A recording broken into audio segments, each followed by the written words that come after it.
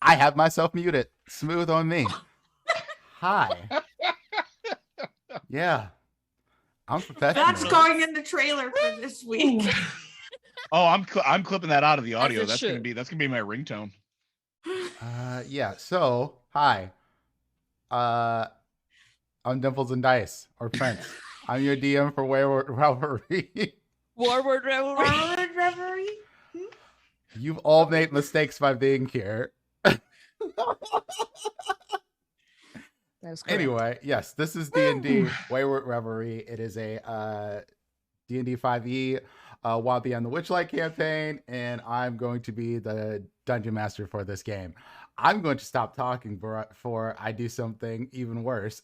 So I'm going to let all of our players introduce themselves and go around the table here. And we will start with, we'll start with Red. Oh, okay. I feel like Yeah. that was a retaliation, but okay. Call Hi, it how you want everyone. to. I'm Red. My pronouns are she, them.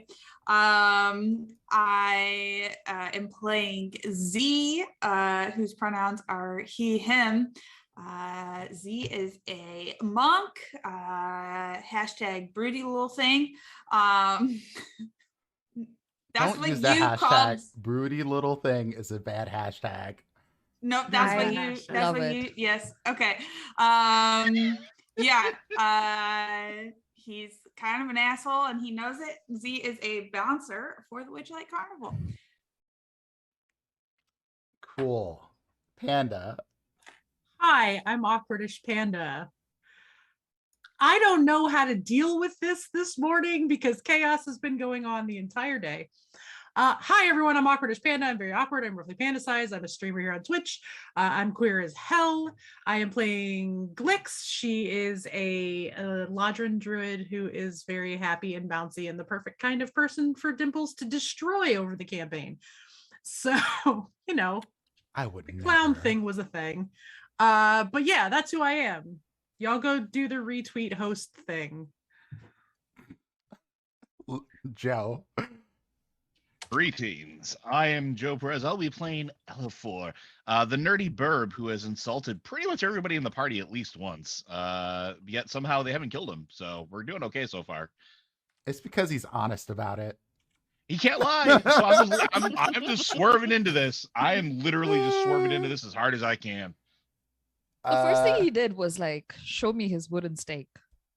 That's true. Listen, I've should been to not be taken my out of character's been to context. Barovia. He's had some pretty bad experiences with biters. Okay. All right. Andrani. Who's next? Okay. Hi. My name is Indrani. I will be playing Kismet. Her pronouns are she, her, and she is a strange, thirsty, former elf. Is all I gotta say. She's creepy. She's lovable. You either learn to love her or you like learn to really hate her. We'll see how it goes. Excellent. That's who I'm And playing. last but not least, Zero. Hey everyone, my name is Zero Reynolds, aka Sir Jester. I am the Dimples and Dice that you order on Wish. I am your friendly neighborhood artificer, author, artist, TTRPG content creator, maker, meat popsicle, and ambulatory coffee vessel. I am playing the Furbolg Ulfir the Strayed, who is just delighted to be here. I hear Dimples and that for Dice us. you order from Wish. Yes. My That's why it's so headcanon washed out. my headcanon is that he prepares for this every week. Like the whole week he spends working on this one The thing. problem he's is gonna he say. doesn't. This shit I just got- pops out of his head. I got referred to as the God Wish damn version it, of Jack that Black makes this it week, so I worse. identified spiritually with The Zero. Wish version of Jack Black? Yeah. Ooh. I'd have Ooh. threw I guess there's hands. worse things. I'd But have threw wow. hands. I'd have threw hands. It would have been curtains for whoever said that. Wait. I think I forgot to do the self promo bit of my thing. Yeah. Please find me on the internet as @Nonagon Dice. It's In just the above nice her way. name. Find her in the nice way. Yeah. Yeah, not in the Yeah, creepy yeah. internet way. That's bad. Yeah. Oh no, yeah. no. It's Uh, linked. It's linked in chat. I put it there. You're good. Oh, Also, I have a giveaway going with Kaz the Ooh. DM for custom dice and custom art. So go find that post on my Instagram or Twitter and enter if you want Yeah. handmade dice, which Ooh. I will make, and handmade it. art, which Kaz Do will it. The dice are gorgeous. That is all. And Do it. You Drawny's won't, dice you are cowards. amazing. Do it. During the intermission today, actually, we have now got our intermission video going, and you will be able to see samples of Andrani's amazing dice. DMing and So- producing is hard, y'all, but I'm making it better every week. It's going to continue to get better because It's once I a get my journey. chaos trackers on here, which is coming soon, Yeah. so I can bring out the deck of mini, it's going to be awesome. Oh shit! Oh, yeah. I have one Listen, waiting for y'all. Prince has got like 20 years of repressed things to call me on, so I'm fearing for my life. No, you know what? You kept me alive enough times in World of Warcraft where it's only, we'll cut that in half. We'll cut your sentence in half. Okay, I'll take a decade.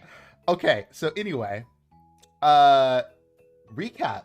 And since Zero so kindly volunteered his special set of skills and called himself a wish version of myself, yeah, he's absolutely going to be doing our recap today. Well, I'll leave it up to you. Do you want the silly version or do you want the Yes. legit version? Go You want all the silly in. version? Listen, Have I you met watched this enough- group, Zero? I've watched enough Legend of Korra to know this is what I Mhm. want. Okay. Newsflash. Party adventurers known as the Friend-Shaped continue their adventures through the Witchlight Carnival, meandering to and fro and insulting every single carnival employee they come across.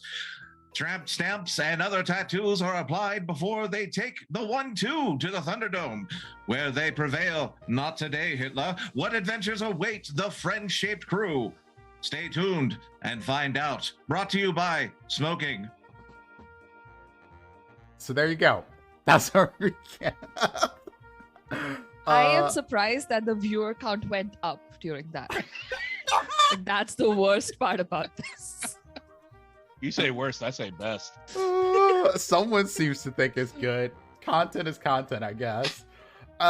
So, yeah, you all managed to tackle the Thunderdome to success, which honestly was kind of surprising, given some of your propensities to, hit things that blew up while they were next to your friends. I didn't know. Okay. Uh-huh. Or was like, yeah, and then like, oh shit, that was me. So, with that done, you all have the you have the whole carnival open to you, essentially. Now, let's make sure that we remember why we're here, to get back what was lost along the way. And we all of this group have reason to believe that somebody here knows something that will help y'all.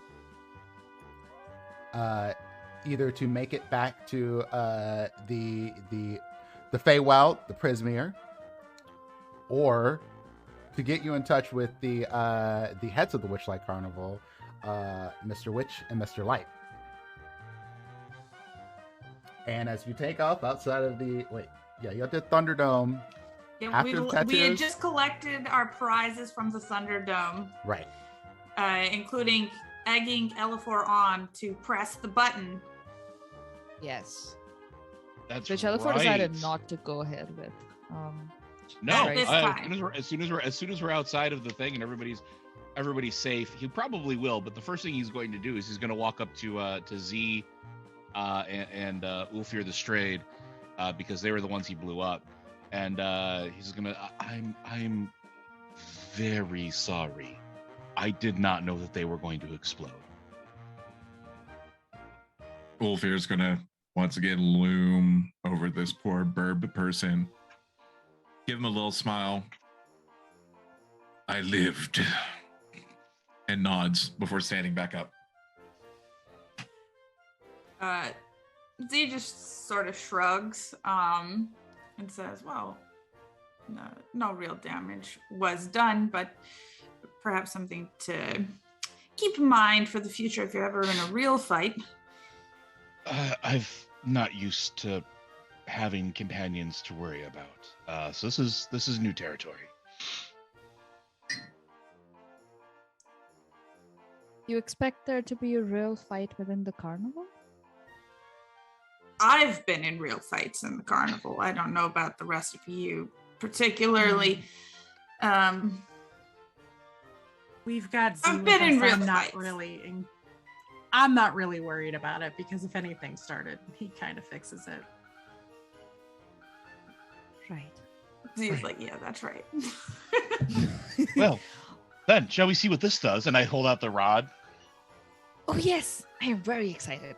Ulfir takes 2 steps back. Kismet takes 2 steps closer. Z I'll push the stays where button he and see is. I'll push the button and see what it does. And the rod extends. And as it extends, it sticks into the dirt in the ground. And Ooh. as you try to push it a little bit, it goes nowhere. It's about 10 feet tall now, though. Yes. I'm assuming I push the button and it collapses back down. It does. Yes. Nice. You have an immovable rod. Giving an Love immovable that. rod to the rogue. This is going to be fantastic. You have a stick. Which does not move. It's a good stick though, and I extend it again. Ulfir, if you could please try to push it. And Elifor is like bobbling from one leg to the other, like really excited. Ulfir This is gonna be funny. tries to push the stick. It does not move. Ulfir takes another step back. Interesting stick. It's a good stick. It's excellent. And then I fly up, push the button. Wait.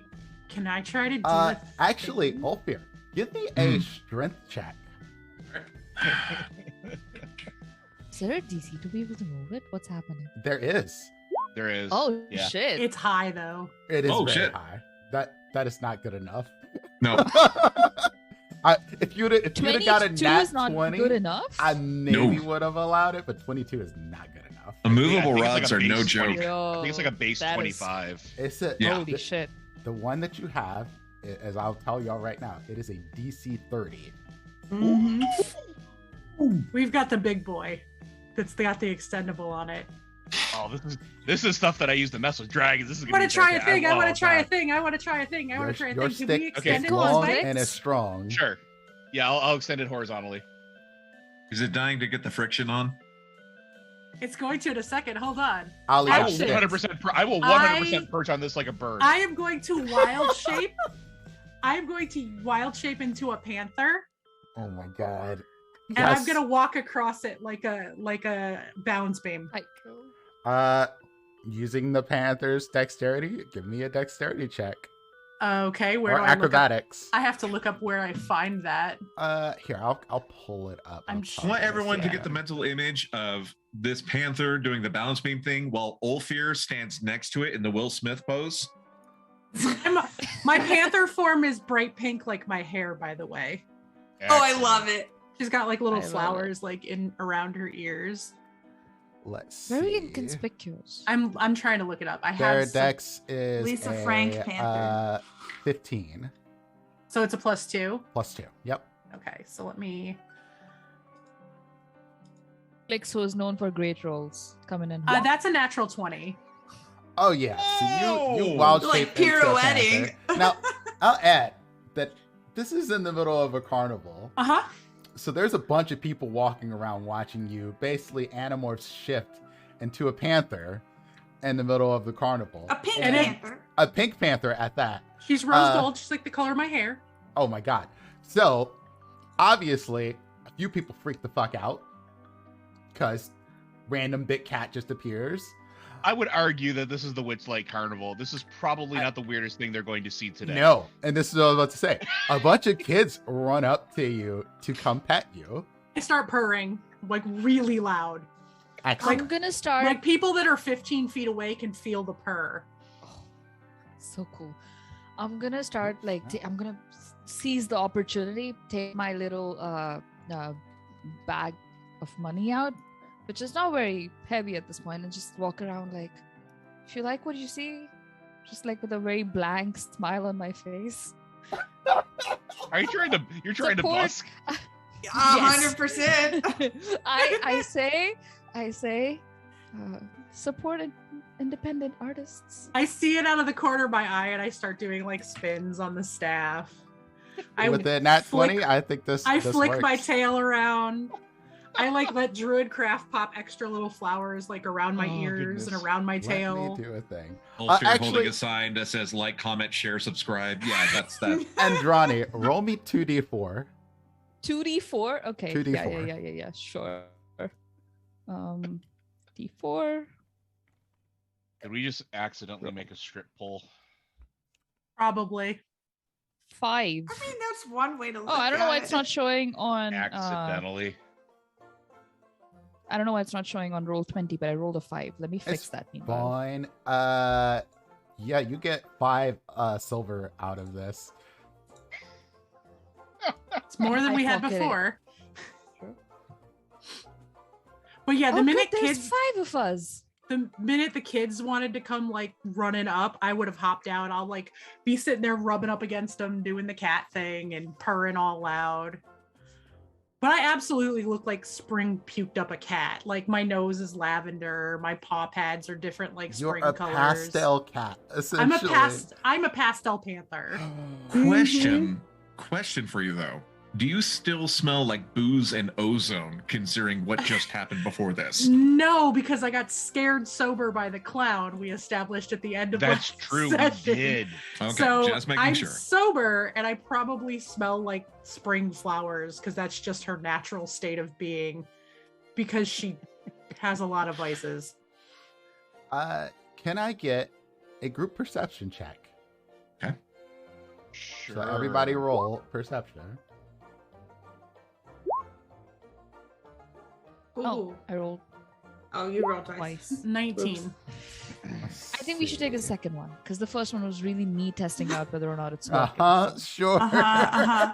That's I'll take my gentleman's 8. I had a 16. I'm not going down without a fight. Well, y'all beat the group DC. One thing y'all notice now that y'all done this little stunt is that it seems like the sounds of the carnival are more rich, more bright. People, you hear more cheers. Like near us or how far away? Just all all around. around? Yeah. It even seems like the music is more happy.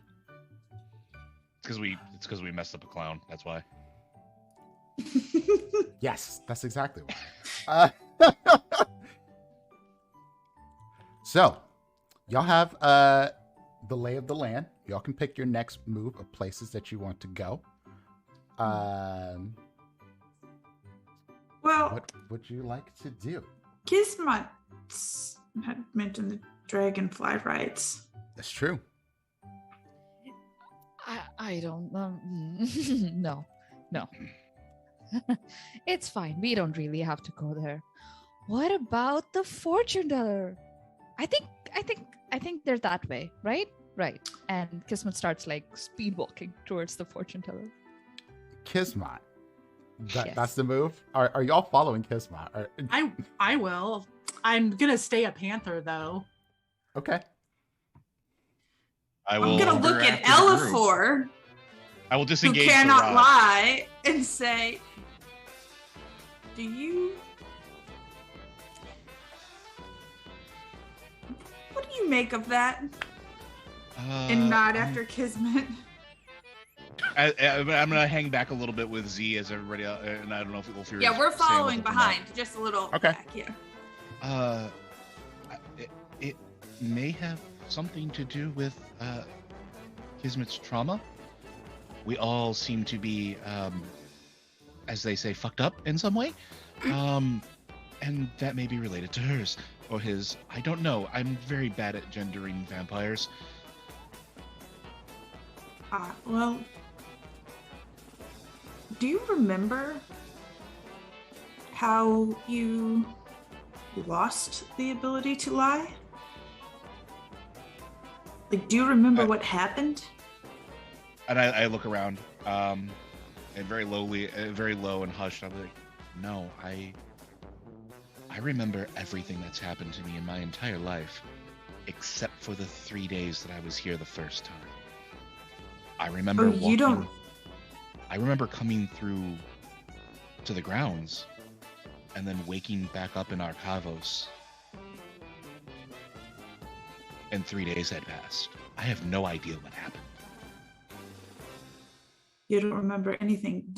You have nothing seems familiar here. Nothing like, oh, I think I went to sights and sounds and smells. Like there's this phantom familiarity. It's like a limb that's been cut off. Like I can feel something there, but I can't quite fully form the memory. It's disturbing. And Elifor will look at you, cock his head to the side a little bit. It's the same for you, isn't it? Do I remember anything about the first time I was at the carnival, Dimples? Nope. All of you have essentially a blank spot here. You know you went here. You don't remember what happened. Well, yes, but to be honest, I suppose that didn't strike me as that unusual since I've spent most of my life in the Feywild. And, sometimes you just forget things, spots where you can't remember things, or time is different there. So I wasn't sure if it was the same for others. I believe it might be. I'm not sure if you've dealt with my kind often, but we do not forget anything. Ever. I think Z has seen a few Owlins around the carnival since he's been working there, but I don't think he particularly knows a lot about Owlins or something. Yeah, I would say you've seen one. That would be something you would not necessarily know. Yeah. Well, I think that if I find what is taken from me, then I might possibly find the memory of what happened as well. That makes sense to me. These things that we're looking for don't really seem like they would be at lost property, so I'm not sure. I mean, you seem smart in your own way. Where to start looking? Well, there are a couple different ways that we could go about this in my training. One is following the rules and trying to trace back our steps and seeing if anything comes back. The other instinct is to find the owners of the carnival and shake them like they owe me money. But I don't believe that would be too good. Yes. I don't believe that would be, at least with our current group, particularly effective. What? Likely not.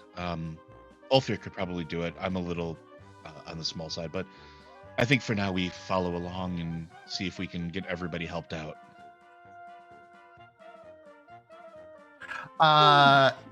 And as you all are walking towards the fortune teller, you hear kids first. You hear a bunch of them laughing, cheering, and then you see what looks like a walking tree coming towards you. And you notice the kids are trying to catch the little sycamore seeds that are flying off of the tree as it's walking around. And it looks at you all and you see a little squirrel running around his arms, and it's about 12 foot tall. It's got garlands, ribbons, gold, walking around on it. You also notice that there's emerald clouds floating above it, and that's what's dropping the spinning sycamore seeds. And Z and Glyx, you would know this. You would know this is part of the whole Witchlight Carnival's Wandering X. yeah, essentially. The fairgoers try to catch the seeds before they hit the ground. And as the seeds fall, you know the squirrel, Red, scampers along the burrows of the tree and hands dandelions to passersby. And that the little kids make wishes on the dandelions. And it looks at you all and it goes, "Greetings, friends." Does the tree have a name? Actually bows. The tree is named Northwind. You two would know the tree's named Northwind. It's one of the big acts here. And Ulfir bows to it. Oh, yeah. And you hear the tree sort of creak, and it bows a little bit to you. You're almost as tall as it, so it's just a little... Hello. Ulfir, give me a perception check, actually. You got it. I'm gonna assume that most people that work from the carnival have seen like kitty Glyx. So I'm gonna like walk up and rub up against his leg, like just do the cat thing and just be cute. Especially with all the kids running around. Perfect. Glyx, do not mark the treant. Do not mark the treant. I'll turn around and go mark. I'll go mark Ulfir. I was gonna say we don't kink shame here. Come on. Oh my god. I look Ulfir. around and Yes. just say, "This is all a part of the act." Oh my And I god. Stop. Pull the bag out. You know that this is not an old treant. This you've seen bigger ones than this. This one's fairly young. You even place it as a sapling, but they don't move very fast, and they are very deliberate in the things that they say or do. This one is a little different. You get the vibe because, well, it's at a carnival. Yeah. Bit out of sorts. Kind of tuck that bit of information away. And Ulfir will simply return to upright after his bow and say, "Greetings to you as well." And the squirrel comes running down the arm of the treant, Northwind, and it reaches out and looks at you and hands you a dandelion. Ulfir daintily takes the dandelion before inclining his head to the squirrel as well. Daintily. "Thank you for this gift, little one." And the squirrel just sort of... And it goes around and gives some more of the kids the dandelions and gives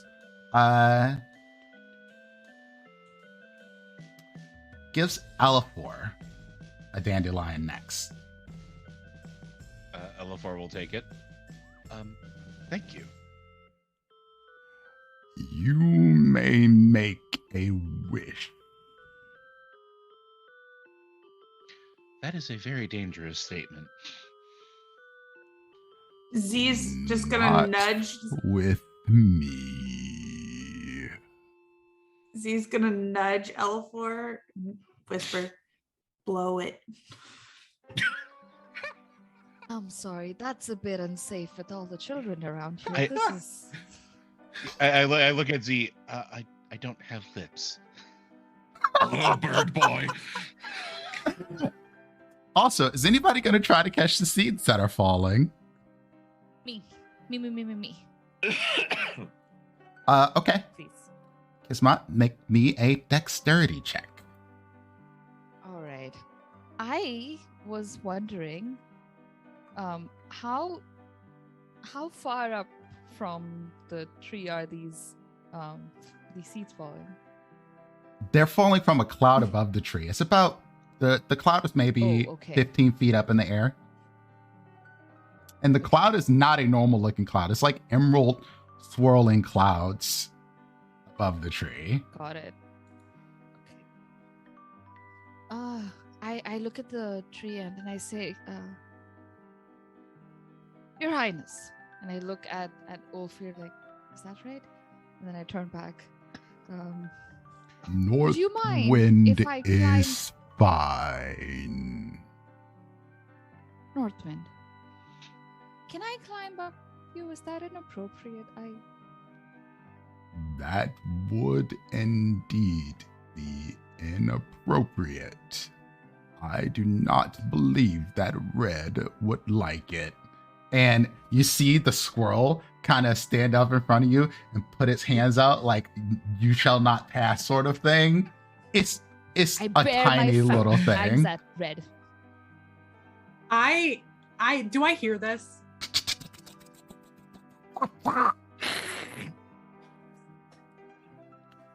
And a couple of the kids kind of jump back after you bare your fangs. Roll an intimidation check, actually. Oh God, really? Yeah. Oh God, our vampire gets in a fight with the squirrel. Oh Lord. I'm not even gonna roll against that with the 20. The squirrel is sufficiently intimidated, and it goes running back up into the branches up top on the tree. I turn to Northbound and I say, I don't think Red minds. I do.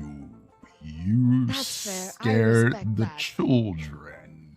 And you notice that the Did I? kids start to kind of back off and stop catching the seeds. They're like, Oh, I look around and I'm like, I'm sorry, I'm friendly, I won't hurt you. I poke Promise. Z in on the down low, like, see? Yeah. Z will interpose and say, we're on our way to the fortune teller. We'll see you later, Northwind. I will once I start seeing that the kids are getting nervous, I'll start purring and like walk over to try to distract them. give me a Ulfir- persuasion check, Glyx. Okay. Ulfir is going to make himself as small as possible and crouch down toward one of the nearest kids and extend the dandelion out to them. With With what he disadvantage, is- Glyx. Yeah, 'Cause what you're he a is cat. hoping is Okay. his friendliest smile. Wait, let me go I back think to the the smile page. might end up giving you a disadvantage. Also, weird. Kismet, I still need that dex from you Yes. if you're gonna try to catch one of these things. I'm gonna hold both my hands up towards the kids, but you'll see my eyes are darting around. I'm not actually really interested in apologizing. I'm looking for a seat to catch. So I'm sorry. I'm God damn. yes, dex. Let's do it. Excellent. Just a straight dex check, right? Yes, just a straight dex check. And for anybody else who wants to try to catch one of these, it'd be dex. You can all try. To specifically Elifor and Ulfir, if you do decide to blow the dandelion, I want you to send me your wish in our Zoom chats directly to me. Well, right now, Ulfir's trying to get the dandelion to one of the scared children. Are you trying to give it to one of the kids? Yes. Okay. Give me a persuasion check, and in your case, with advantage. Okay. He's smiling, so does that cancel it out? You're a monster. Damn. Just one apart. Lucky I was looking for a 12. You do give it to one of the kids, and Cool. and Northwind looks at you and bows again, and Red, essentially avoiding Kismat's line of sight, kind of like skitters around the tree and comes back to you and gives you another dandelion, and then skitters back up. And Northwind goes, Bow deeply to both of them. Thank As you. Red is skittering back up, I just You go. have done just like- a kindness. And would you say, Kismat? as Red is skittering back up, I'll just like jerk myself in Red's direction. Yeah. Give it another That's jump. why Z misses the seed that he was going for. He just reaches up, out, because I think they're close in height, right? Kismet. No, how tall? Kismet's a little taller, but yeah, close. Okay, and just grab the wrist and say, "Come on, we'll circle back," and start to try to pull Kismet away towards the fortune teller. Kismet, you do catch one of these seeds. As I'm being dragged away, I'm like, I grab it. I'm like, do you really think I'm that scary? I wasn't trying to be scary. It's just it bared its fangs at me. I bared mine at him. Like, with the other hand that's not grabbing Kismet, is just gonna casually druid craft a dandelion behind his back and just offer it to Kismet. Great, good catch. Thanks. Are you flirting with me? I love that Kismet's just like a freight train. Yeah. I absolutely adore this. And I'm the one that can't lie.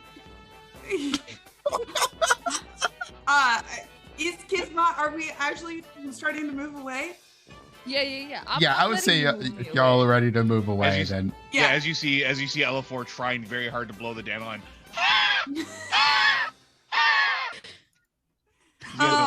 Yeah.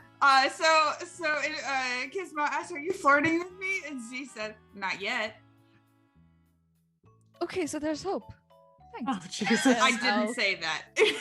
And Z just takes off towards the fortune teller, assuming that Glyx also knows how to get to the fortune teller, so Glyx can round up, Ulfir and Elifor.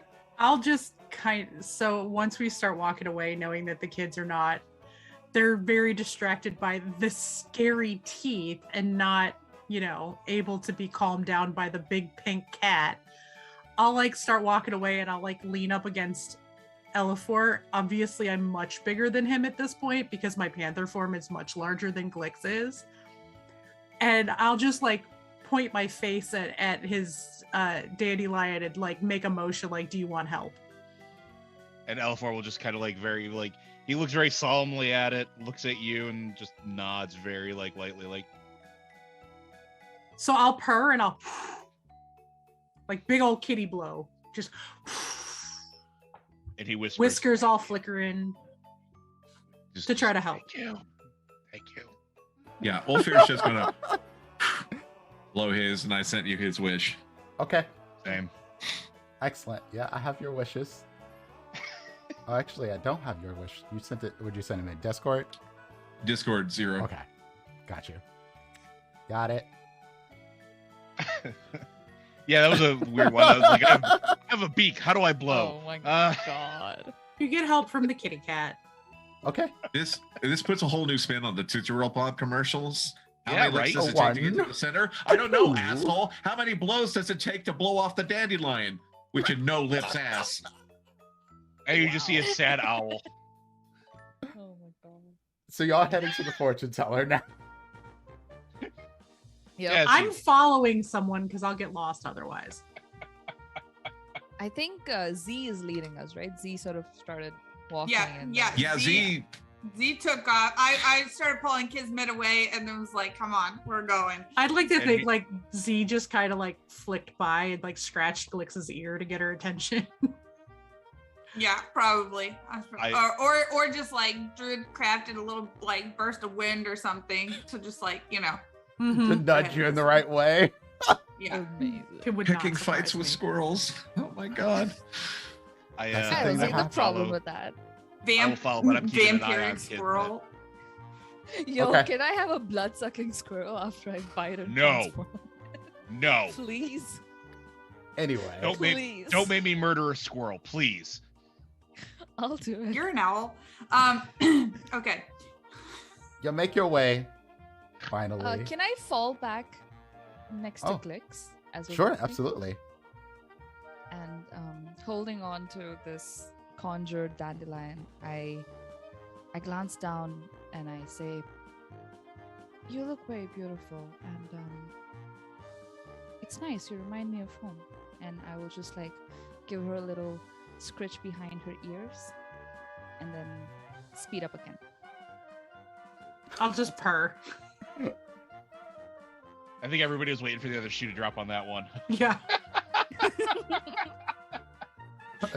You look very beautiful. Good enough to eat. Tasty. So y'all make it to the fortune teller. It's a smaller tent. And it opens into a dimly lit atmosphere. An elderly lady with looks like strikingly purple face paint and fake antlers adorned with like gold around her head, sits behind a table holding nothing but a crystal orb in her hands, and it has like a swirling mist that you can't see through. And she looks at y'all almost like she was expecting y'all to be here as y'all file into this small tent, and she goes, yes, you've come, young travelers, to seek what is foretold. A word to the wise. Fortune is not always in your favor. Nothing before you is set in stone. But I'll give you a glimpse of what is known. Shall we begin? Yes. And she looks at y'all expectantly. Yeah, I hold up my ticket thing. Did Glyx or I have any idea of how legit of a fortune teller she is? Like, it sounds like this is a newer attraction. This is new. Y'all don't know her. She goes, my name is Etna. Zero and I are on the same fucking wavelength. And she is blue-skinned. And you notice that her antlers are tied on to what seems like a crown of thickly woven branches almost, but they seem to be attached to her head. The branches do. If you're familiar with creatures, and I'd say Elifor probably has a little bit of a background on this, you think kind of looks like a Triton, but give me a Arcana check, Elifor, actually. Can I make Or a history history. check? Or a history. I'll let you do history. It's a 14.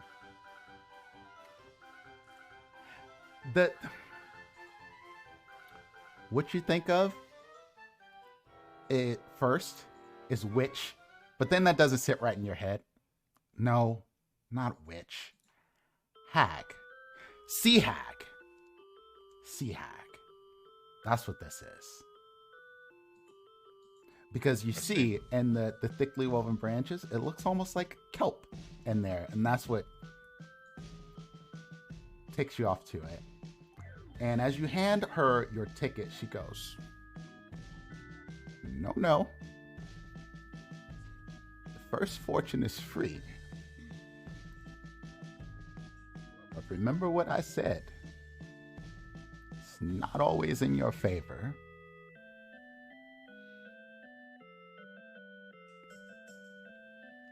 And are you going to have your fortune told, Elifor? Knowing what she is, Elifor would retract the ticket and step back and say, interesting. I'm not used to seeing one of your kind solo. Glyx will kind of raise like a kitty eyebrow and look at him and then look at her and then just jump the front of the line. She will walk up to where the seat is and she'll start to like do the kitty thing where they start to circle. And as she does it, she'll transform back to herself and sit down. And what are you doing, Elifor? I'm watching very carefully. Anybody who's paying attention to Elifor will notice that his posture changes. The bookish demeanor sort of leaves. He's standing a little bit straighter. You notice that he's unfurled his wings from the cloak-like position that they were. His Start weapons floofing. a little bit, like his feathers are a little bit standing up on edge, and you see him rolling up his sleeves a little bit. And his weapons are clear to bear, and he is staring at the hag. Ulfir, even though he's please. bent double in this tent because you said it is small, It is is small. going- It would be a tight fit for Yeah. Ulfir. he's going to calmly place a hand on Elifor's shoulder with a low rumble of warning. I'm going to be super indignant about it because I'm super protective of the carnival because it's my home. Mm-hmm. And I'm going to do the kitty and sit down thing with as much sparkle and flair as I can add to it and sit there with my staff and just be as pleasant as absolutely possible. Excellent. And then I will openly say, before anybody reads anything, be like, and even my voice shifts actually a little bit too from the shy, sheepish demeanor that he has had. Where's the rest of your coven, hag?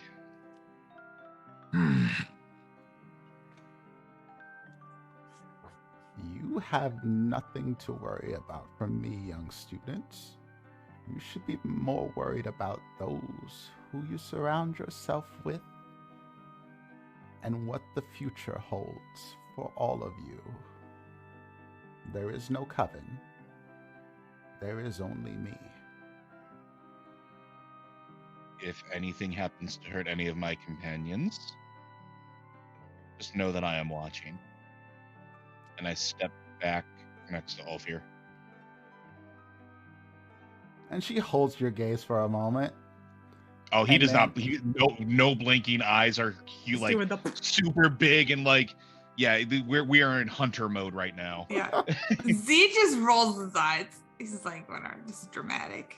And then she looks over at you, Glyx. I'll turn and give Elifor like the dirtiest look.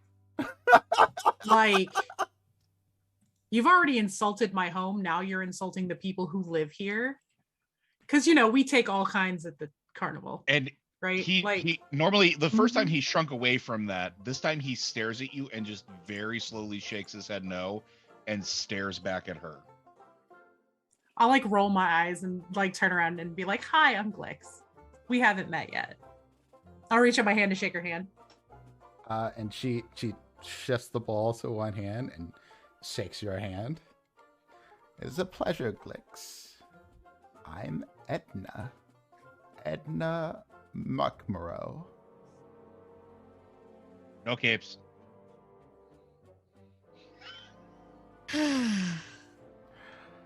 I Would you glance. like me to tell your fortune? I would. Would you like my ticket? Keep your ticket. The first one's on me. And, Panda, I need you to do me a few things. Oh, Lord. First things first. Roll me a d4. Okay. 1. Excellent. Oh, Jesus. Now, roll me 2d6s. And if you get duplicates, you re-roll one of them. A 1 and a 2. 1 and a 2. Excellent. Okay. Now, The druid dice on D&D Beyond are very satisfying.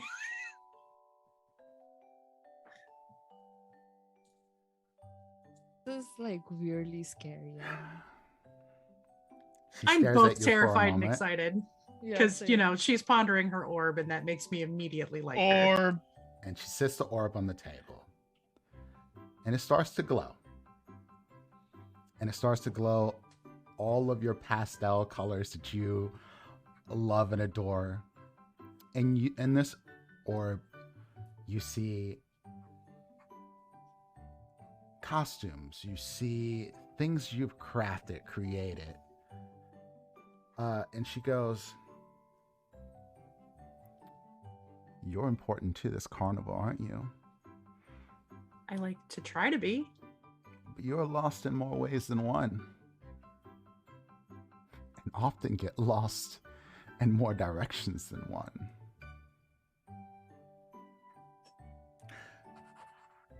You're looking for someone here.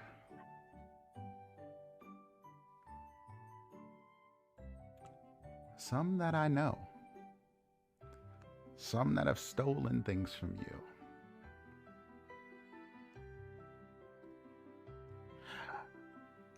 You will find your way somewhere new. But you should beware of what will attempt to find you.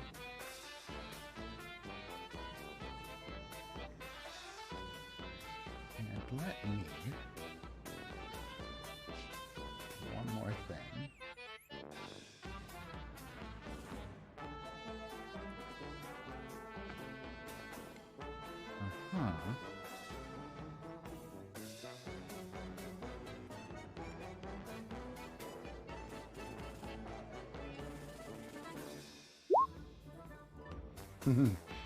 Okay.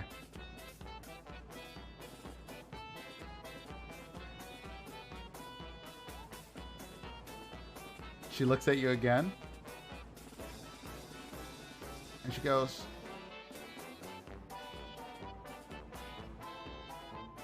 I think you'll find a cell here. And she pats your hand and says, good luck, darling. You think I'll find who? A sale. A sale. Mm-hmm. Okay. Thank you. Oh, you're welcome. I like your dress, by the way. If you need repairs, let me know. And as you say that, she does a little thing, and the dress sparkles a little bit, and you see like little waves almost move through it.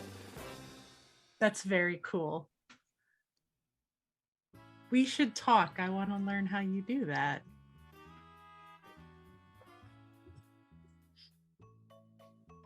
And I'll just say thank you, and I will get up. You sure you don't need to punch my ticket? Oh, no. Well, thank you, Edna. I appreciate it. Welcome to the carnival. Thank you. Your kindness is appreciated.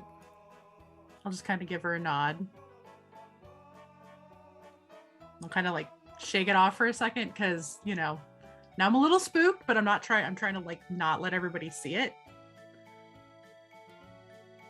But I like One her. more thing for you. Yes? You can't remember your directions. That's what I wanted to. Yeah, okay. I got you. No, it just was trying to remember like exactly how this ties in. Okay, you're good. Who's next? I glance at Elifor.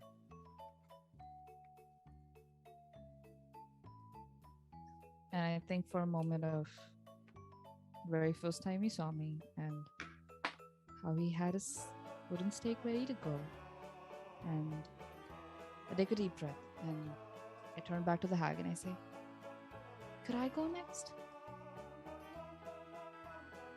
She puts her I'll hands walk up to have you sit. I'll sit down. And she smiles widely at you and she goes, you are something of an enigma. You've lost Sure, you something could say too. that. Yes. I have. And what is your lost thing? Just storyteller note more than hers. 3 inches of height. Ah, yes. Got it. Excellent. And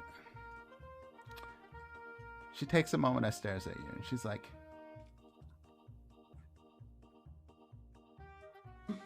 you know, you've picked quite the crew to hitch a ride to.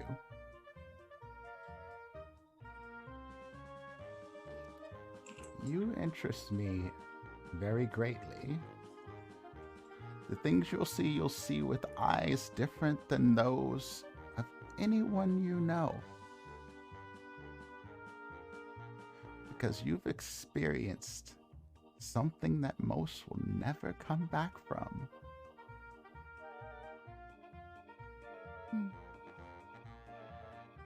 But what you've lost, when you find it, will you really want it back?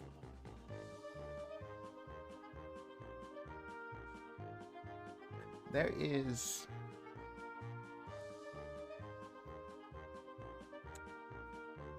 something tied to what you've lost.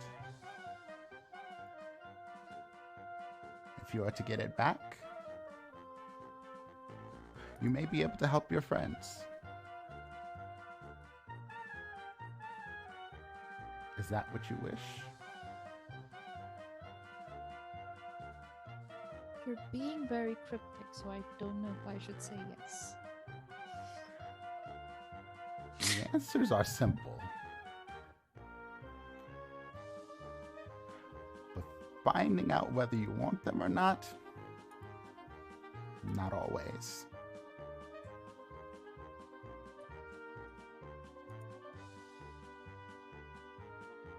I've had too many forces dictate what my life should look like. I would like to take control. So yes, I'll find out. She looks at you and she goes, that one over there. And she looks at Elifor.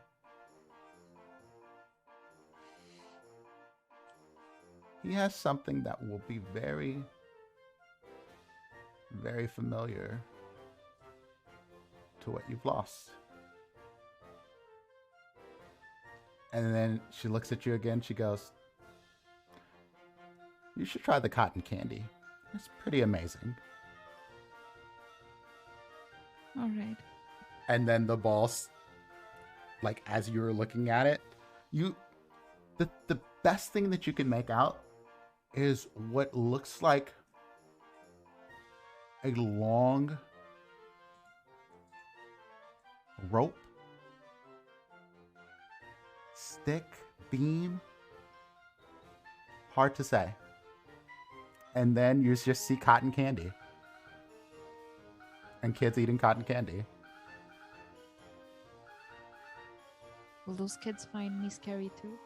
I wasn't trying to be scary. She's like, you don't have to lie to me. Okay, I was trying to be a little scared. And I get up. Next. So the player wants nothing to do with this Miss Cleo through the eyes of Guillermo del Toro. Ulfir is going to shuffle awkwardly closer and ponder the orb. And Ulfir, your lost thing was He cannot see color. no color. Got it. Excellent. Also, thank you, chat, for this level 3 hype train that we're on right now. Woohoo! Hashtag bless. No, much appreciate it. Thanks everybody. I always appreciate anything. And like I said, all that comes in during this stream goes right back to the players at the table. And we also have the coffee goal as well to extend funds. So do what you can and let people know about our stream. Yes, and thank you. Cool. So, Ulfir, Ew. you sit down.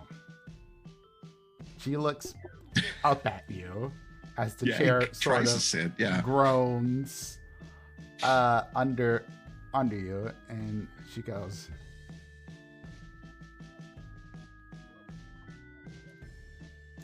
why are you here, dearie?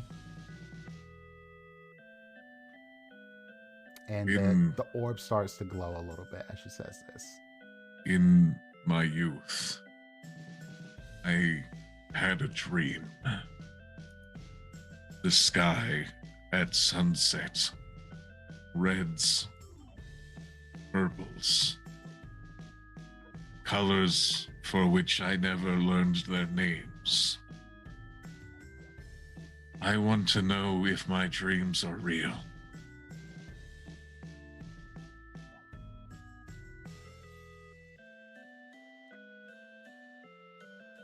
She actually has the orb sitting in front of her, kind of like holding it, and she's looking down at it. Then when you say that, she kind of looks at you, cocks her head. She says, "What do you mean by real? Do you mean as if they already happened? Or if what you see is something you can, or maybe did, see?" It was so long ago that now the only place I can see such shades is in my slumber.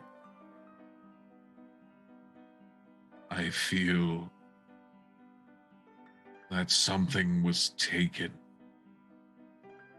without my doing, and I feel bereft of it.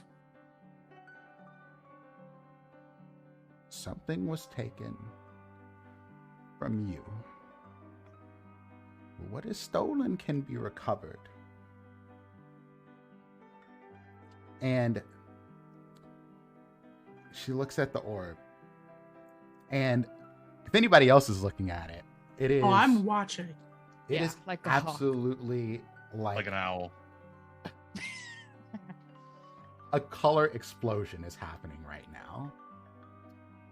And Ulfir, for a moment, for just a moment, you know you can't see colors, but it's almost like you can feel them. You can taste them. They're in you, like in your mind's eye. Even though you can't see what's coming off of this, you know that this is like every shade that could possibly be. And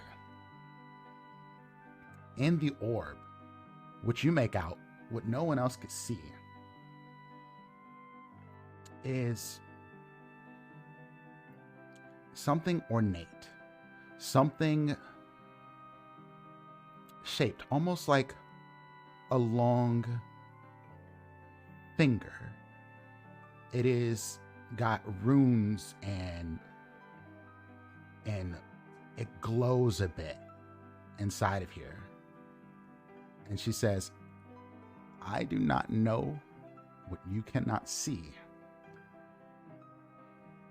but I do know what was lost to you will not come to me." And when you look at her, you see her eyes, and you see her eyes clearly, maybe more clear than anybody else. You're almost certain that she is blind at that moment when she says this to you.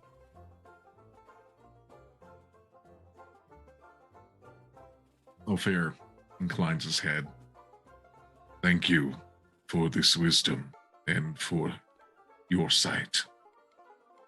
And if anyone's looking at Ulfir right now, he's crying. He's absolutely gutted. He's crying. And she goes, "You look good in wings. You should wear them more often." Thank you. The Next, second anyone? Ulfir stands up, I am going to go give him the biggest hug. Just rubbed his knee. Like he's getting up and I'm like trying to hug him, like literally like my arm barely goes around his thigh. Because I'm so Like, I'll he's throw like it in a from the weird other upside side. down L shape, and you're just kind of hugging his legs. basically like right around like his hips is about where I reach. And I'm just giving him a hug. Yeah. Because it's like in that second I realized why he asked me what color the hair on the fairy was. And at the same time, I also realized that he can't actually see me. And everything that there is about me. And I just give him the biggest squeeze. Until Giant he shoves me hand. off of him. Patting you on the head. He's trying to be very ginger about it. She squeezes harder. She doesn't care.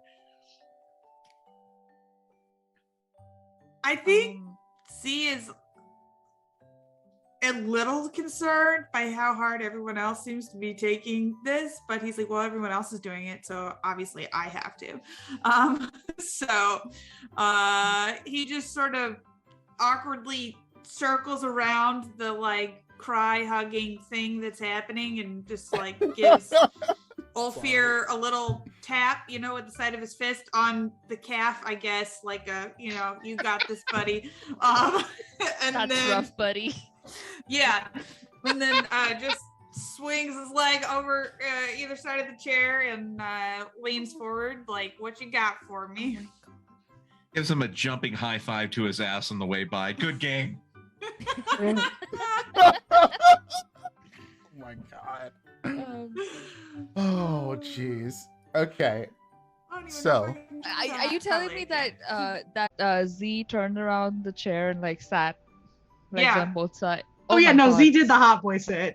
Oh my Of course God, I he's did. too hot. This is sit a down, problem. legs spread, like Yeah, arms What over you the got? top of the chair. Oh. Yeah. Stop. Oh, I can't take it.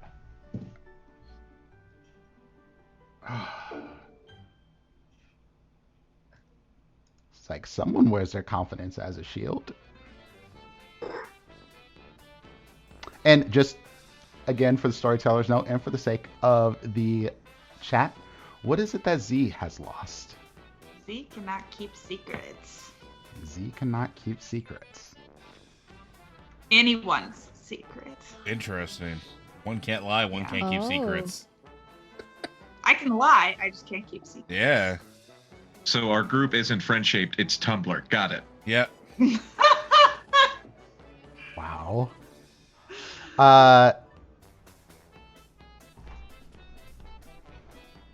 She kind of stares at you for a second before she takes the ball in your hand. And she goes,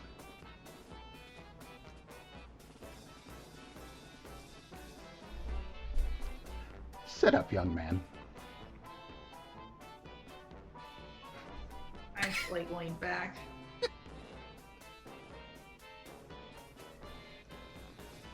I suppose they employ you for some reason. Wow. And she sort of takes the ball in their hands and it starts to spin and glow. And it almost looks like, as she's holding it, it starts to burn her hands. Almost like a sizzling sound that you hear, Z. And she holds it and she kind of shakes as she's holding it. And she goes,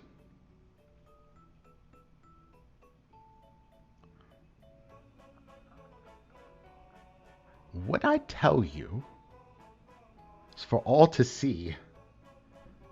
There'll be no secrets between you or me.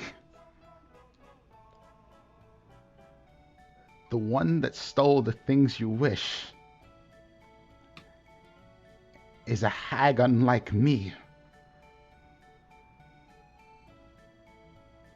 And she's like shaking as she's holding this thing. And you almost can feel the heat coming off of it, Z. She goes, "Tell me no secrets and I will tell you no lies. When you get what you need, it will be one hell of a surprise." And the ball drops to the table out of her hands and she goes, Does her hands look burned? I was gonna say, does she look hurt? Yeah. Actually, her hands look fine. And she Does looks she back at look you. like she's in pain? She looks like something is bothering her. Not pain exactly, but the look on her face seems worried. And she looks at you, Z, as she looks at her hands, and she reaches over the table to grab for you. Like she can't quite make out your shape. All right. Do you reach for her? Sure. And she grabs you hard. Like almost painfully so. With a strength that doesn't look like someone this old or frail looking should have. And she says, "You have to find Mr. Witch and Mr. Light."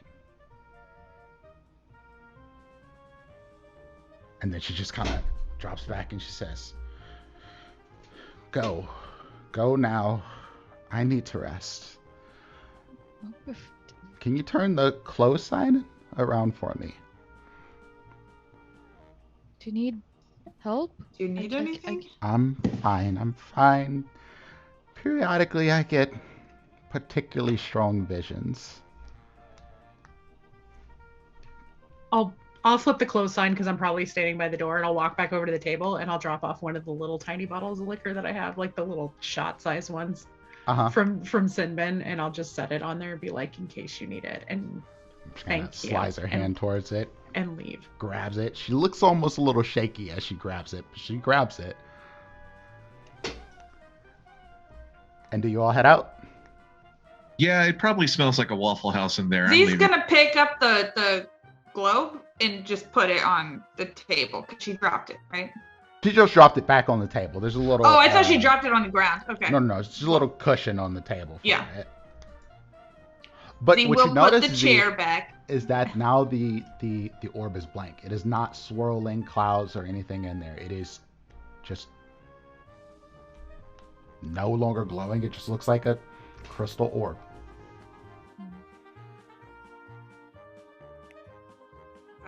Cool. See, we'll put the chair back and head out. Yeah. I'll back out like Homer Simpson through the hedge bush. Elifor won't have nothing to do with this shit in the first place. Nope. Elifor is like the most paranoid owl ever.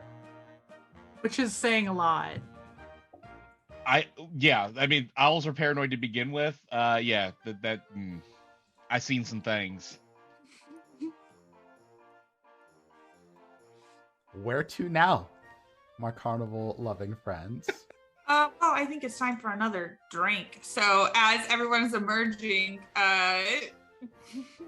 Z will just look over at Glyx and say, "You still have." Yeah, I'll just hand her the bottle. Him the bottle. Z will take a big swig and then hold it out in case anyone else wants one. All right. So Ulfir will take the bottle next, I guess. I'm just gonna hand the bottle over. I'm not drinking though, because I am just like, whew. Yeah, I defluff. I'm gonna turn to Elifor, and I have this sort of confused but also like affronted look on my face, and I just go, "What was that about?" My run-ins with sea hags have not exactly been positive. Well, you seem to have a problem with everyone. I didn't fluff for you, did I? And I turn No, and but walk you over showed to me your Ulfir. steak.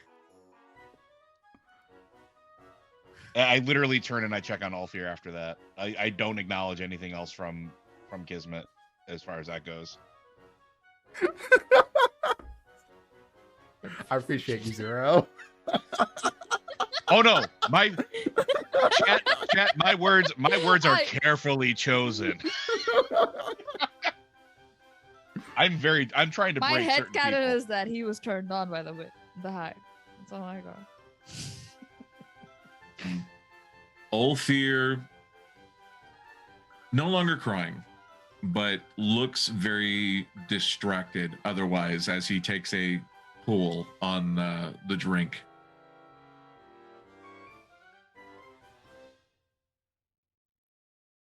I take my Cool. teacup out, and you'll see me nick a little bit of my finger and something drip in, and the teacup fills itself. I'll have a sip. Cheers.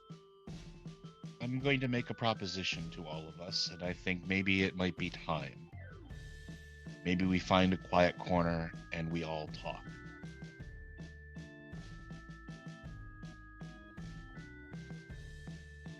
because it seems like we are all on a journey that intertwines. It seems like some of us like to insult people who work at the carnival and the carnival itself, like we don't live here. And I'm this just isn't gonna our home. step in the middle and Glyx. hold out my hand and say, let's talk about that in a quiet corner. Also remember that some of us cannot even tell white lies. Right. Do I know of a place, Dimples? Oh yeah, there are plenty of places where you could step aside for sure. That wouldn't be an issue. Okay, maybe there's like a little place back behind the Hall of Illusions, you know, with like some like trees Sure, and picnic like a- benches. Yeah, kind of a deal. Yeah. So I'll start leading the way, kind of like around back to like a quieter place for us to Okay. have a sit down. That absolutely works. And you head there, and what shall you all do? What shall you talk Well, about? is this a good time for us to take a break? Oh, sure. Yeah, we can take a break here. Just around that time. And not saying we Also- have to. I'm just saying like No, this is a good spot. No, thank you. I have to point this out. Looked at it, but yeah, I have to point this out of Joe's character talking about fluffing and then offering a proposition and then saying, let's go someplace quiet. Yeah. If I- It's all All I'm coming gonna- together. all I'm gonna throw out there is if I am causing enough discomfort that I can see Zero squirming in his chair, I'm doing my job well. Because it's so hard not to laugh. It's so hard. You're awful at not laughing. You mute yourself as if we can't fucking see you. Just I like know, but vibrate. giggling over here. This is why I don't even bother to mute myself in these situations, Oh yeah. because I laugh a lot. I'm never going to be one of them DMs who are going to take themselves super duper I love it. seriously here. So if y'all are here for some super serial shit in this game, you're in the wrong fucking place. My name is Elifor. All right, with that, we're going to go on a short all break. right, see you y'all. guys Nah, later. get, Please stick around. Did somebody order? We'll be Yeah. back in like 10. We'll be y'all. right Not back. even. Yes.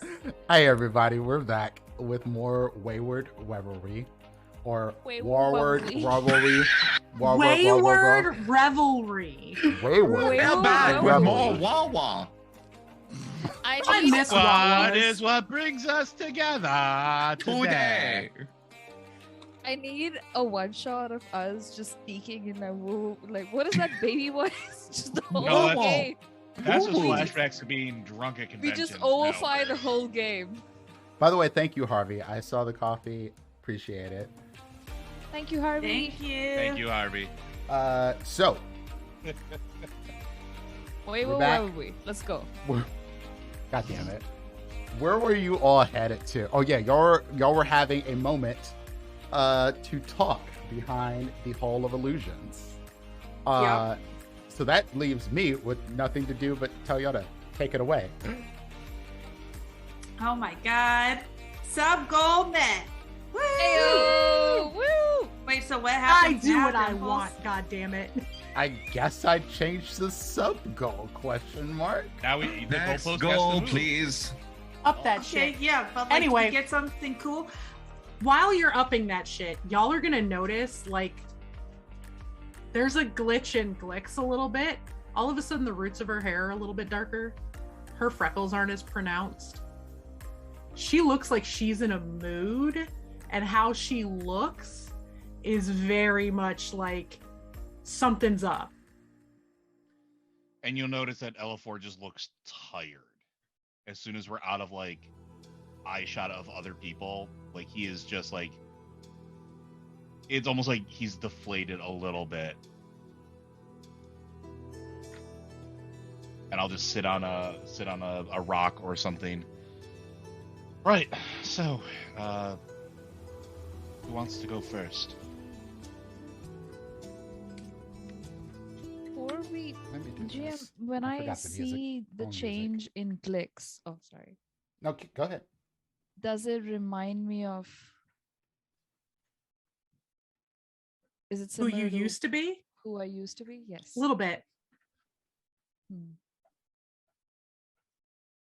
I just sit All down of her next to color just seems to dull just a little bit. You would immediately notice, knowing. Everybody else would probably kind of notice. Z would notice because he's probably seen Glyx in a couple Glyx of in a different mood. ways. Yeah. Ulfir wouldn't notice the color changes so much as the darker, like everything about me contrast just seems reduces. Well, let's darker. see. 5. Nope. No.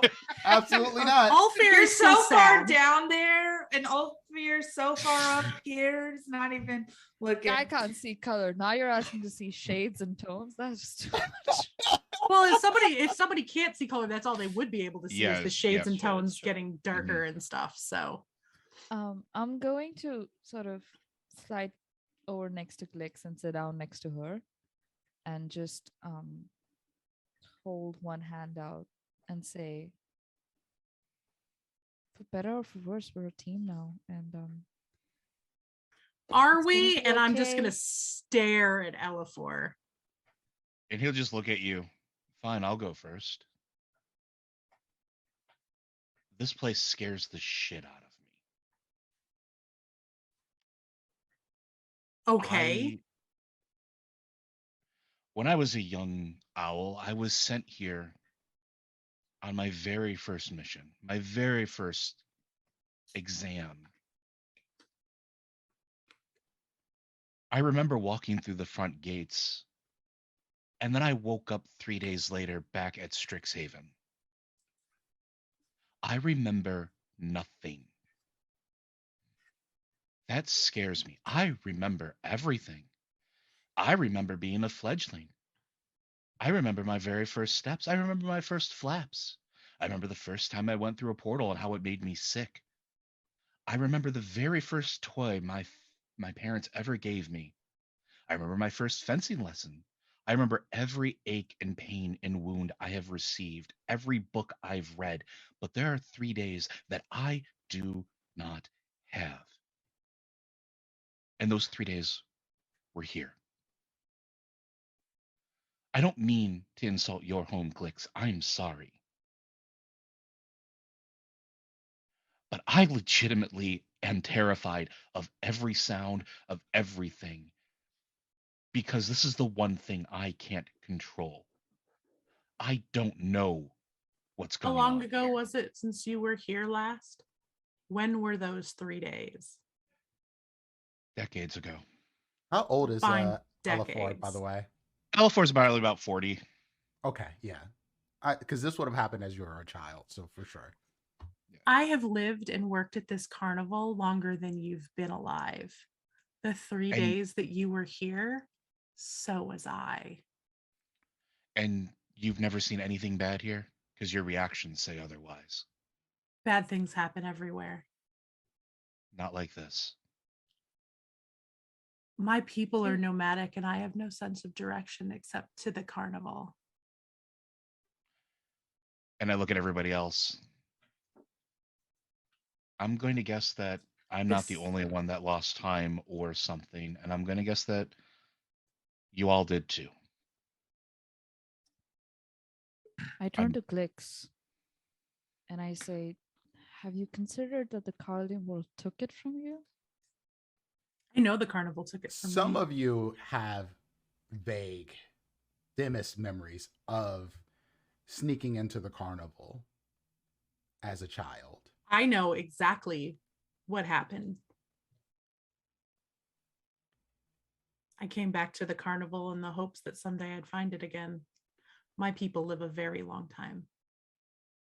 I am 146 years old, and I'm still considered a child by my parents. Practically a baby. I'm barely reaching adulthood by my own people's standards. I'm 146. This year is my 50th year working at the carnival. I know what I lost. It was almost 100 years ago. I know what I lost. I know how I lost it. I know who took it from me. No one here knows who it was. You know who took it?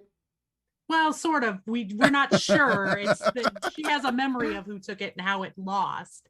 Yeah. But she doesn't know for sure. She thinks she knows who took it. It was Agatha all along.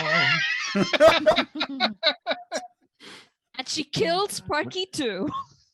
Oh Z my is just God. leaning against a tree with his arms crossed, like watching this serious faced bickering. And he's just going to interject and ask, is this your thing really important for some reason? It's what thing? This years, everyone keeps talking about how long they've been alive in years, and It's not. I just don't like somebody coming in here and insulting our home just because they're afraid of it. Because if they're afraid of it, they're afraid of me. They're afraid of you're you. not. I'm not. I don't think so. I'm not my home. This but, is I mean- everything to me. Well, I'm just saying I'm not feeling insulted. I don't know how old I am, so I just was curious if this is an important thing. It is to some people because some people don't live as long as some of us.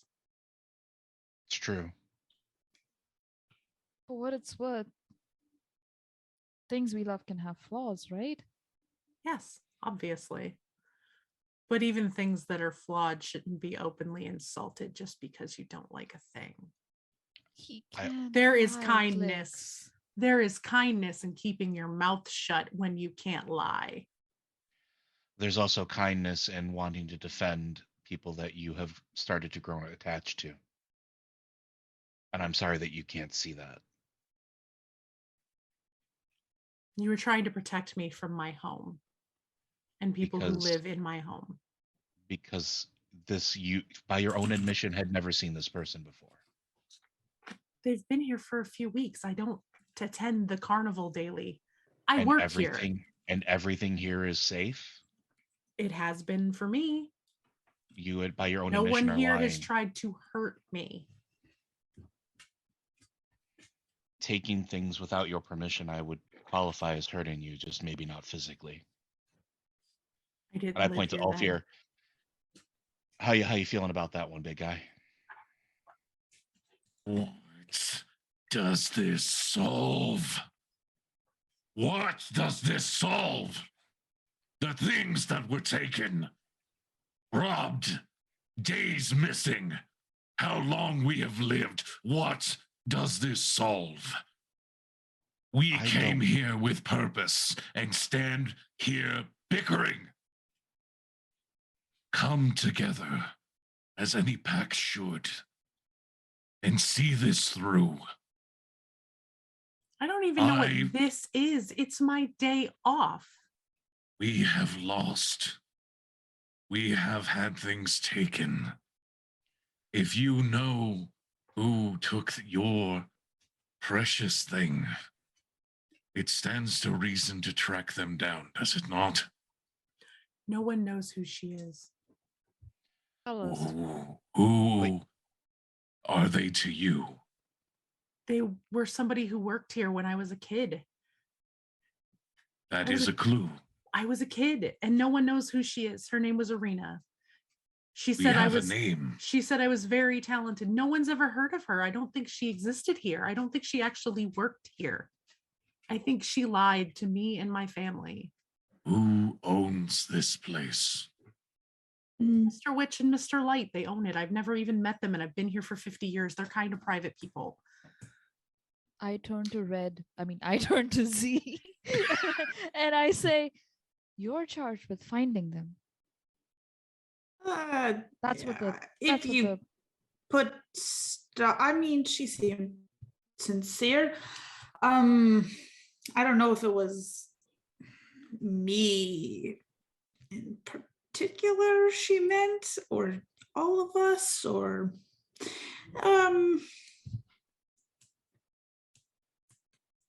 I mean, we don't have to. We certainly could. We could also look for Irina. But you all feel it, right? Yes. I glance around and I say, show of hands, who wants what they lost back? Okay. I feel like I turn to need it back, Glyx. but this is home. Well, you can get it back and stay. Can I? The decision Maybe. you can make after you have it.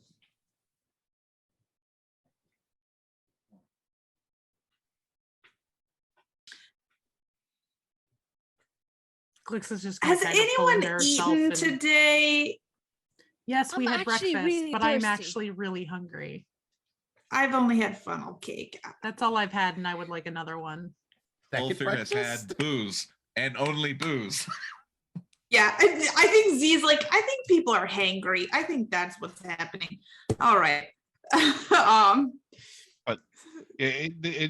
Ulfir is right though. Glyx, I'm sorry. I'm not trying to insult your home. And Be more careful with your words. We all lost something. We'd all like something back, but just hating something because that's where you lost it, and just because you're afraid of it. When we hate things we're afraid of, we start hating things just to hate things. Perhaps. Hate is a very, very powerful thing. And But the last thing I did, I viewed as trying to defend, and I look at you. I didn't know her. I was afraid that she would be like the other sea hags that I've encountered. The carnival takes all type. Everyone here is vetted. We pick up strays. But we pick up people that need homes. Like that Irina that said she worked here but didn't, right? That was fully vetted, yes? Irina didn't actually work here. No one here thinks she worked here. She was just a carnival goer. But yet, as far as anyone knows. All I'm saying is a little They're air of bickering caution again. might. No, I'm just saying that a little air of caution might also help you. I feel maybe you trust too easily. I'm always cautious. And there's a big difference between trust and trying to give people the benefit of the doubt until they prove themselves otherwise. Fair enough. Point Ulfir's just going to start marching in the direction of where he smells meat. hold on. Hold on. Just, can we all agree that we're going to look for what we've lost? Yes? And if we're all agreed on that, we need to figure out a place for us to start. Sorry. For the watchers, I clicked the thing by accident. Oh, okay. My screen is what just just transition after transition after transition. It's fine. It's fine. Yeah. Sorry. It's breaking. Mark was talking and Well, this drama is breaking fine. reality apart. Clearly. So I'll just keep kind of talking. I'll look at Kismet and been like, I would hope we could all find what we lost and get it back. That would be great. I don't know where to start. I started looking when I joined the carnival 50 years ago. I've never found anything. Well, let me ask you a question, both Z and Glyx. Have you talked to your fellow coworkers? Have any of the other ones lost anything? I don't talk about it. I looked for Irina. She's a satyr. And no one knows who she is, where she came from. No one believes she was ever actually even a part of the carnival. Then maybe we ask if anybody else has lost anything and see if their stories match any of ours. Dimples. Yes, please. I was gonna say Z, while not actually talking to people about this directly, Z likes to kind of like just hang around looking moody and listen in on people's conversations. Do I have any idea of anyone who might also be missing something from my time thus far, just sort of like listening in? Because I think Z has been somewhat intentional about this, about trying to just like become a background fixture that people are comfortable talking in front of and around. Because these are the first people you've met at the carnival who've lost stuff like you. And this is the first time you felt the pull of like you're close to figuring it out. Yeah. So I think Z being more in tune in some ways than a lot of people to sort of the essence of magic and other things and the world, will say I believe if anyone else had also lost something, they would have found themselves at the gates this morning, but they did not. And not to mention, people tell me everything. I have to like make people's clothes. I see a lot of people around here naked. I haven't felt this thing that seems to connect us with anyone else here, and I have not been at the carnival as long as Glyx. I don't know exactly how long I've been here, but she was already here, and I have yet to hear anyone. Honestly, Z, up mention until something recently, like I this. didn't even realize you had lost something. Well, I wonder if others are just afraid to talk about it too. But I mean, think but we y'all all- feel this pull thing, right? Like we're all supposed to be here in this moment. Like, I think Z's right. We'd have other people around us if there was anyone else experiencing this. Unless when it's did not you their time. start to feel the pull? Did everyone do something by chance that has? I was maybe 2-3 days ago at most. I woke up and had a vague recollection of this place. And then almost like clockwork, my superiors asked for a volunteer to come back, to come to this place. And it was like an alarm bell went off in my head. I woke up this morning and was like, I should go get a ticket for the day. Like you felt it would be waiting for you, right? Yeah, I felt like I needed to go get a ticket today. And I don't usually Yeah. feel like I need to on the days I want to, but like today it felt like I needed to get up and go get a ticket. I mean, honestly, almost never Z, would you get a see me out of ticket. bed this early in the morning on my day off otherwise? No. And like, to be honest, I don't I'm usually still sleeping get at this hour. tickets and participate on my days off in the carnival very often. I just don't pay for things. That honesty. Yeah. Z sort of frowns. When was the last time you saw me roll out of bed before noon? Side for DM. Can I get a perception check from Ulfir? Ruh-roh. Something high in the sky. Illusionary meat coming in. Ulfir, something smells delicious. Ulfir's starting to drool a little bit. He's like, you guys, please.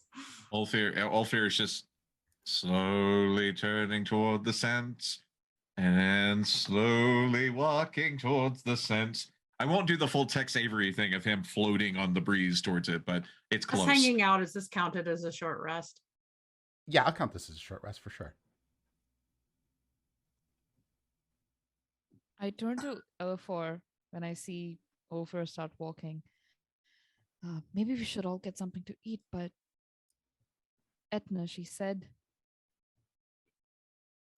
you might have something that is similar to what I lost. Did we all saw the orb, yes?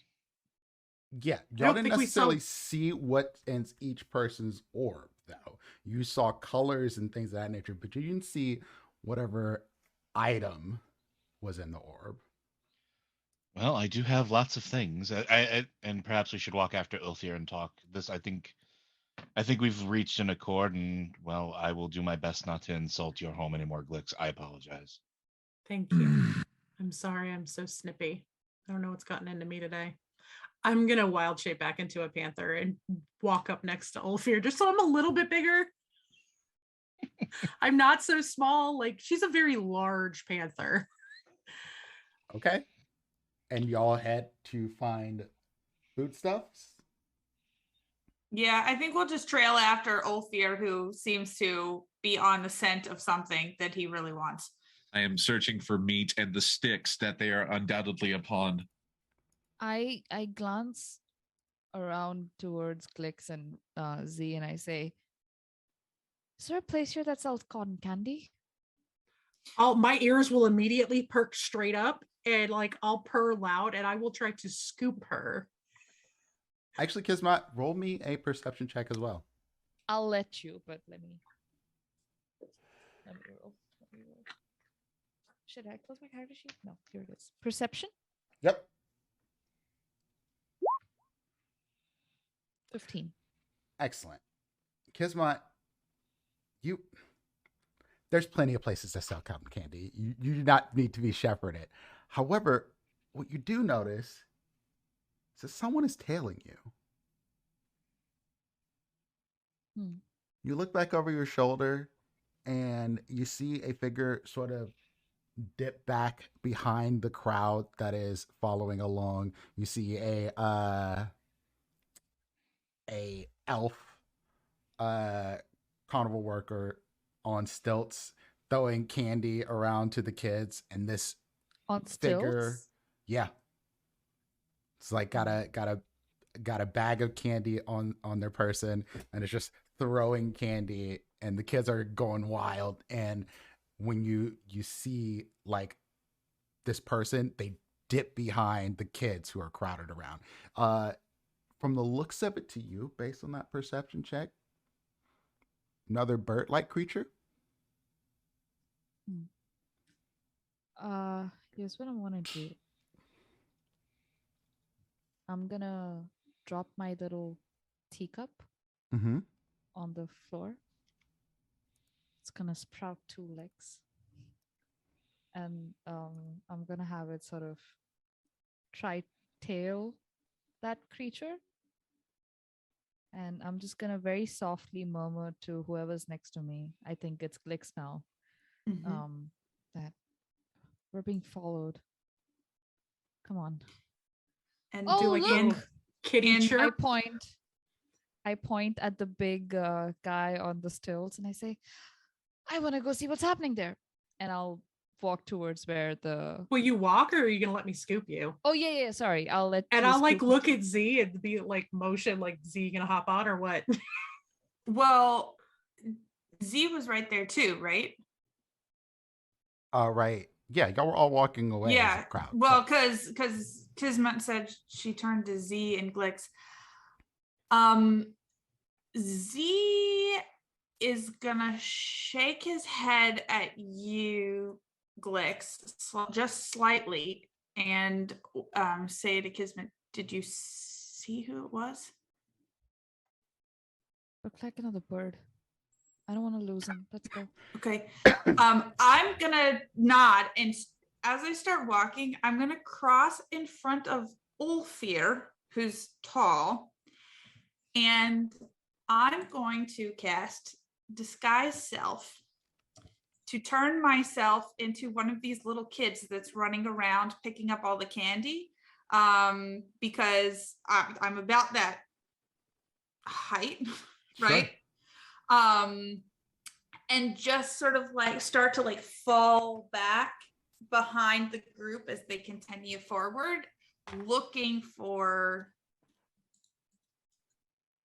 whoever, some bird or whomever seems to be following the group.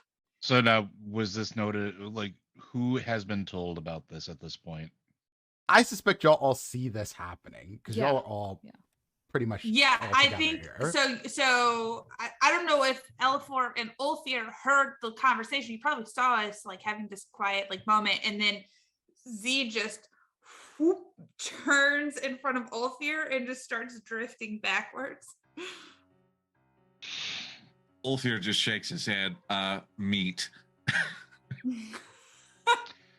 I will break off as well and use my natural stealthiness to kind of like assist Z. GM, would it be fair to say that because I'm attuned with my teacup, my sentient teacup, Um, What a sentence. can I, now that it's walked away from me, can I still sense where it's going? Like, do I have that? Not like you sense it through your own senses, but if it's No. if it's walking away, you probably have a good idea where it's going. Yeah, that's all. Yeah. I'll direct Glyx to, because I've asked my teacup.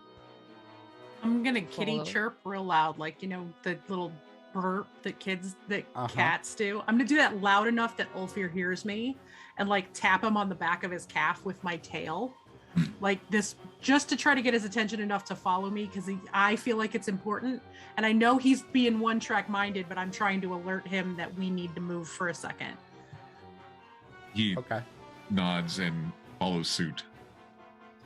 And I will just paw along with Kismet sitting on my back. If the teacup starts singing about being our guest, I'm out. I make no promises. Oh my god. Okay. The way we're mean- gonna end up coming up with a song for this that's to the tune of "Be Our Guest" because it's what we do. We can make that I a can sub see goal. the gears turning Dimples, in you Joe's played head. what you call it with us. You know that skin your kills was a thing. Yeah. Anyway.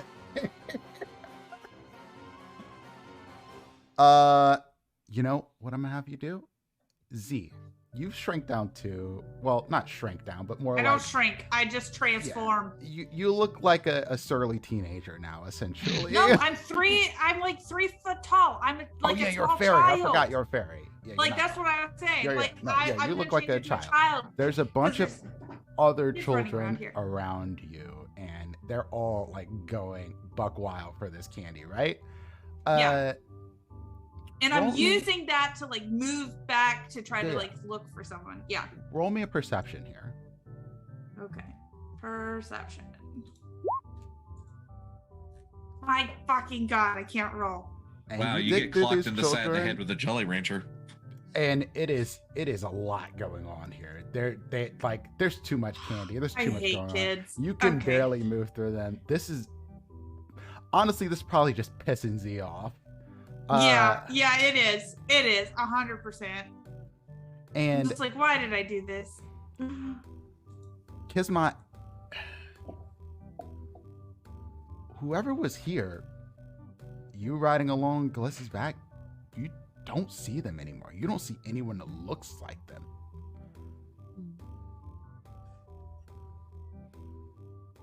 All right.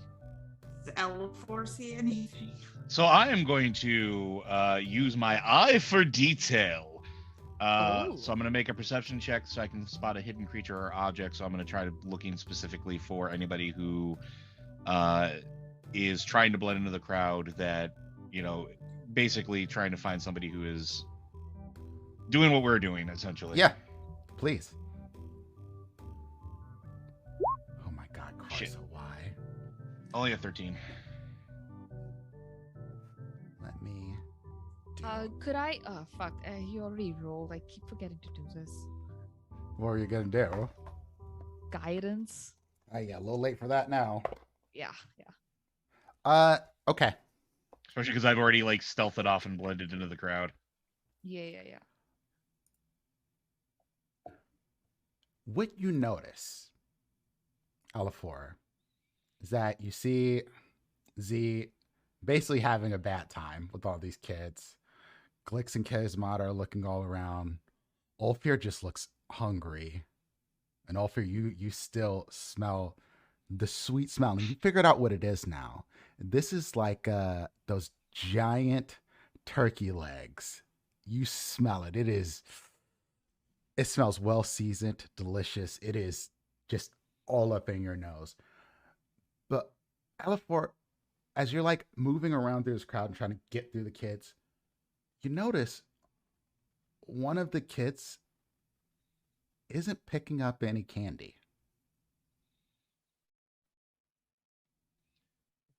Which I, for lack of a better term, will mark said kid, Yeah. and I will do a quick bobble into the air out of stealth, and just kind of like Trying to think of how to do this without causing too big of a scene. I'm a 500-pound hot pink rose gold looking panther. I I mean- look at Glyx and I point at the kid. Do I see him? I see him being like that kid right there, right? Yeah, for sure. I will Literally- paw over being Literally doing the owl. I will paw over to said kid not picking up candy, like just start making my way there, like playing with the kids, like it looks like I'm supposed to be a part of this, you know, to be conspicuously inconspicuous. Like I'm making myself seen without that person knowing I'm coming beelining for them.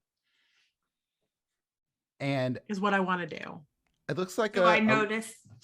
Yeah, I was just supposed to say, after this being pointed out, it looks like this little girl looks at all of you sort of coming in to surround her, and she kind of does the eyes back and forth, and she notices all of you are coming.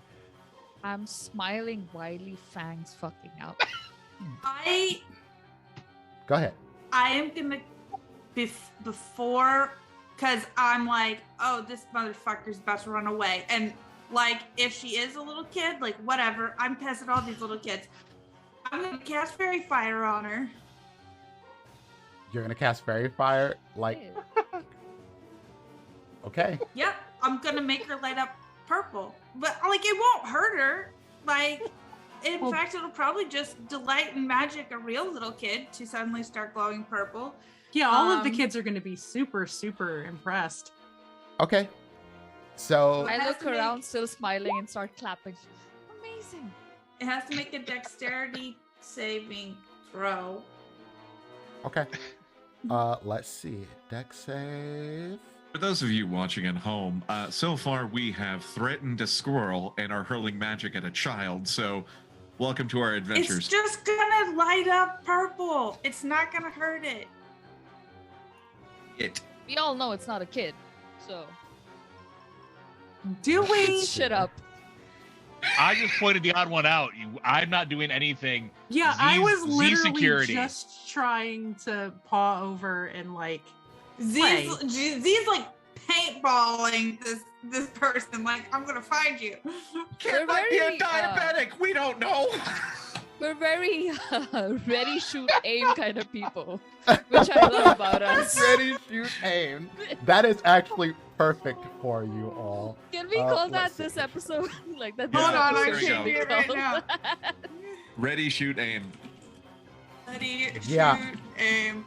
I rolled a nat 1, so yeah. Get marked, She's lit up. motherfucker. Now, here's the thing that happens though. As soon as you drop this on her, you see a kid basically shift into a Kenku that just looks defeated. Best way to put it. It's another bird. There's only one in this story. Elifor is the main character, all right? And she goes,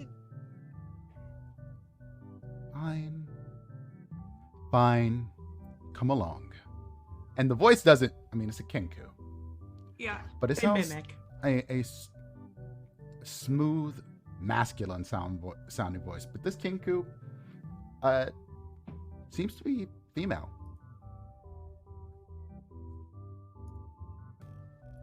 I will quickly go fly and get a turkey leg for Ulfir. If we're gonna It be does freak the kids out a little bit once Fairy Fire starts dropping, and a couple of the Witchlight Well, cans, it's in a whole area. All the kids have to make dexterity saving throws. the kids don't make them, but I'm saying like Okay, so they're all They're glowing children. purple. Oh, Yeah. well, they all fail, but one of the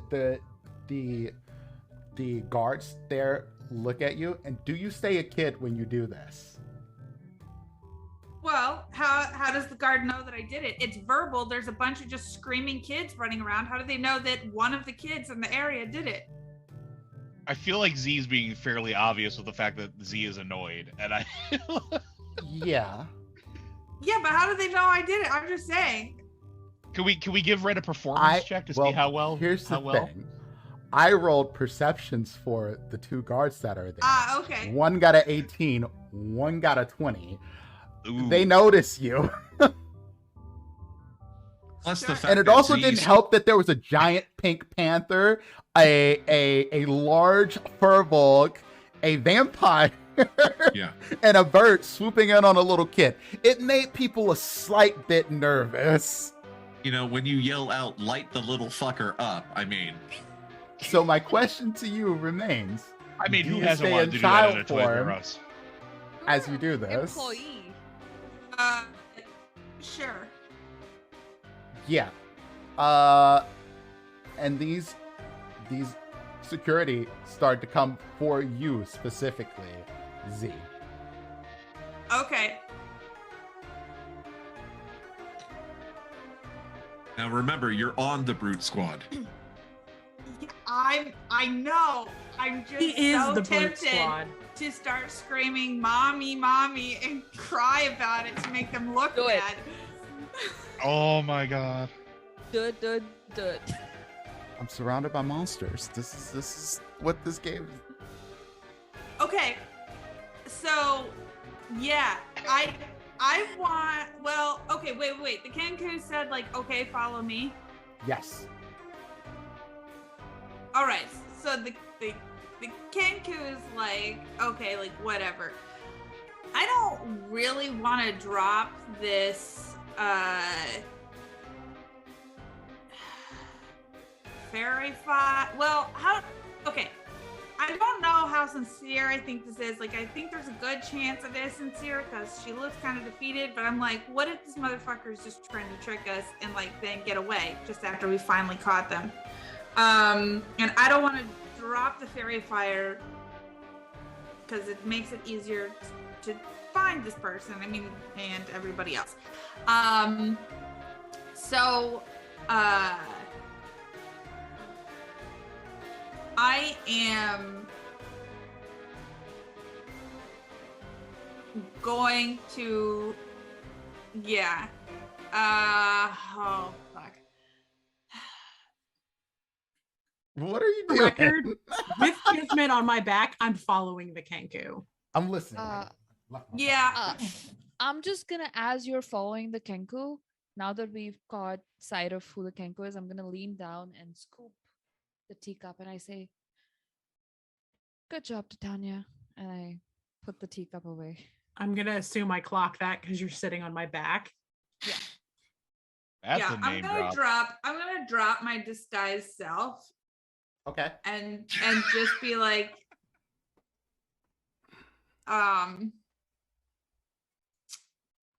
I have it under control, and just try to like Because sort of when like you drop walk your my way disguise out. self, the first thing they go, Z, what the hell are you doing? You can't. You're just drop interrupting an spells undercover on sting. kids." What are you doing? The elf on stilts is looking at you like, what the fuck, homie? Like, You've just ruined 2 years of investigation. Oh, Yeah. the fuck off. I'm gonna like druid craft like some like sparkles in the air for some of the kids that are like screaming nearby. Yeah, because I know how like kids are just like, you just put anything in front of them, they immediately get distracted. They're so fucking annoying. And this elf is a consummate professional. He And we rolls have just, with it, we have even just though you offended, get a Parent look in the Thrower. middle of that. Yeah.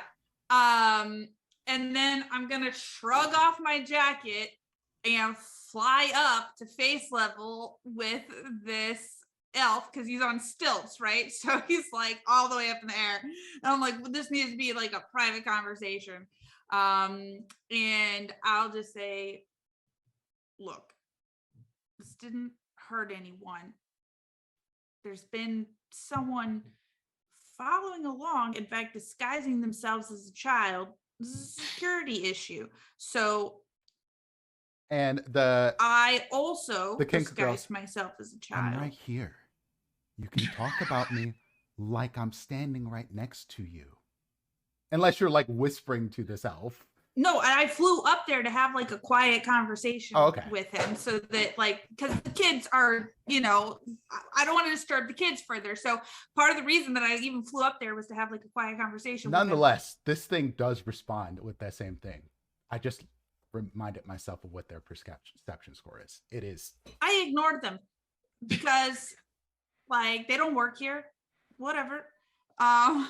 I'm gonna sit down and like shrug so Kismet can hop off. And I'm just gonna look up at Dude on Stilts, and everyone knows it's me because it's me. And I'm just gonna look up and shake my head like I'm sorry.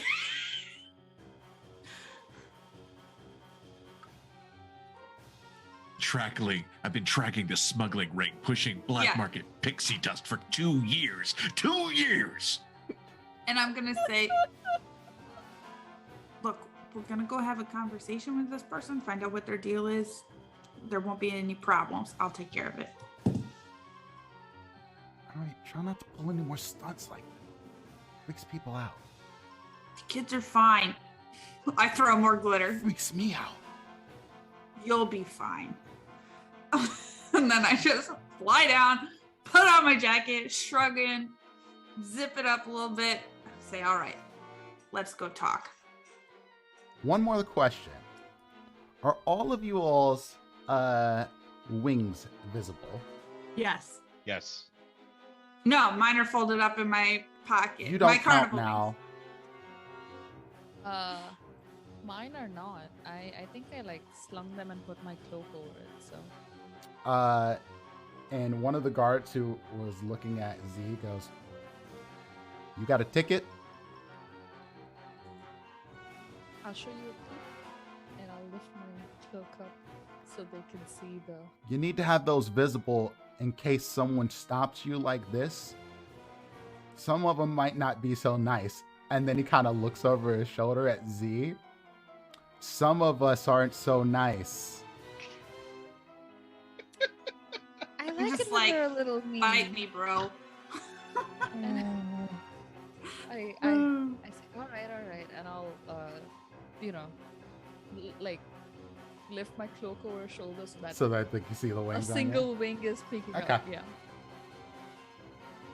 I'd like to think that when I wild shaped, the big wings just sat right between my shoulder blades, so I really look ridiculous. Yeah, you look like a pink panther, pink pastel panther with wings, essentially. I would die for Glyx. All of you. I look like every 6-year-old's favorite stuffed animal, only like 500 pounds. So are you all coming or what? I'm definitely going to. I'm gonna go get Ulfir a turkey leg first. Yeah. That mission accomplished on that. Yeah, while we were all bickering with the guards, you're just like, peace out, turkey leg time.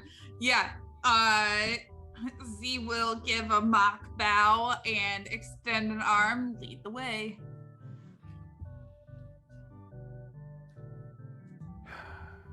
And she kind of takes y'all off to, it's almost like a bunch of picnic tables, essentially. And there's a lot of noise. So you kind of blend in as much as y'all possibly can. And she takes y'all over there and she sits down and she goes, "Was that entirely necessary?" You didn't have to follow us. You could have just walked up to us. I've learned that saying hello is useful. So you've never followed someone. Try to understand what their deal is. Didn't say that. Kind of looks at all of you. That's what I thought. I'm still in panther form, only I'm doing like the big sit up straight, like paws in front. The big proud angry kitty. I slide off of your back if you're. Oh no, I put you down before all this got started, and you just see I'm like a slide form, and Kismet just goes. Psh, yeah, I basically sat up on the bench right next to Ulfir, so I'm like basically as tall as he is sitting. So we're like eye level. And I'm just gonna sit there and I'm staring at the bird because meow. Now you have to specify which bird, because now we have two. The kangaroo. I would say that without a perception check this time, you'll notice that the cheering and stuff that you heard earlier is starting to go down a little bit. The music is sort of changed to a more somber, darker tone. And the conversations that you expect to hear that would be like louder, you would expect this area, basically your dining area in an amusement park, to be louder and more like excited tones. And some of it is, but it is a lot quieter, and there's a lot more whispering across tables than normal. Thank goodness. Maybe some kids crying in the background, sort of thing. Does it seem like Kismet feels crazy thinking this, but does it seem like the carnival is reacting to us, like the entirety of it, in like the Or mood this of the carnival? bird. Does it And the shift bird based kind of on- like does a neck back thing. Perhaps it's reacting in the same way that Glyx's mood seems to be reactive in appearance. Carnival might be living. Sorry, go ahead. I'll like fluff a little bit, like kind of like I agree because I can't really speak other than kitty. I'm just imagining the carnival now playing a Calliope version of Blue Monday, and we can smell clove smoke. For some I reason. actually It's have weird. some music playing on Oh, I hell can yeah. hear it. Roll 20 Yeah, I to can hear it. reflect the mood. And she looks at you all, and she goes, "You all are searching for a way back to the Prismere, aren't you?" What? That is the second time we've heard that word. Don't pretend to be confused. Who are you? Did you lose something? No. Well, not exactly. I am a warlock. My name is Kettlestein. And my patron, Zabilna, I'm no longer in touch with her. She is the Archfey of the Prismere.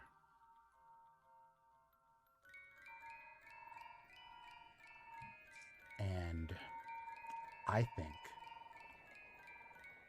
the carnival owners, Light, Witch, they know something about it. I've tried to speak to them, but they're avoiding me.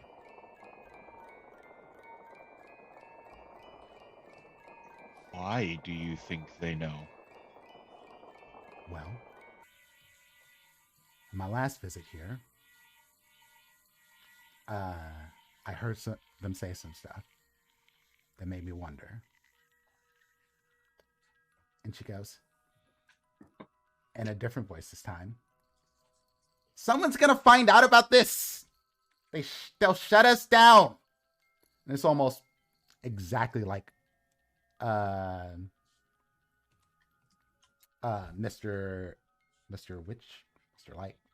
Light. And then in a more deeper tone, she says,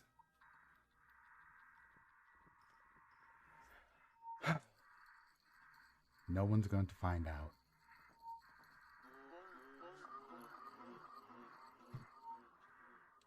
We agreed to this pact.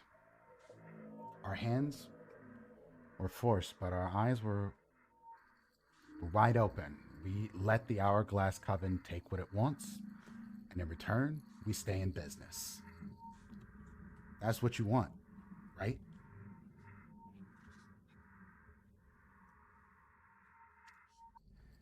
So, Hold on. that's what I heard.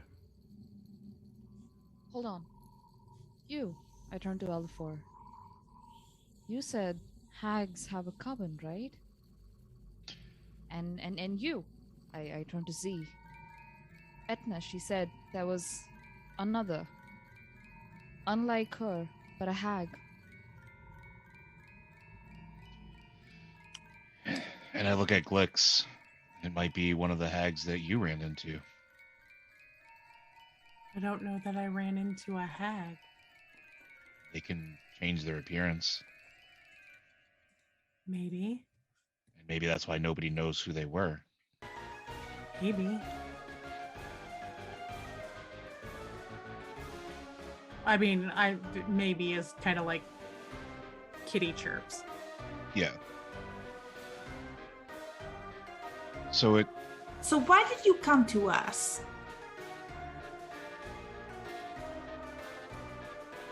That is an excellent question. I need your help. He's special? But why did you pick us out from this whole carnival? Like, do we feel a pull towards this person? Nope. Okay. Glyx is just sitting there making biscuits. I've been listening to you all. And I believe that you all are going to make your way back to the Prismere. For whatever reason you need to go there. I can't. Part of my pact won't allow me to go to the Prismere. And Glyx and Z, I need both of you to make me an insight roll. Mm-hmm. I You don't both trust for a this specific person. reason. Oh, that was terrible. Whew. Nice.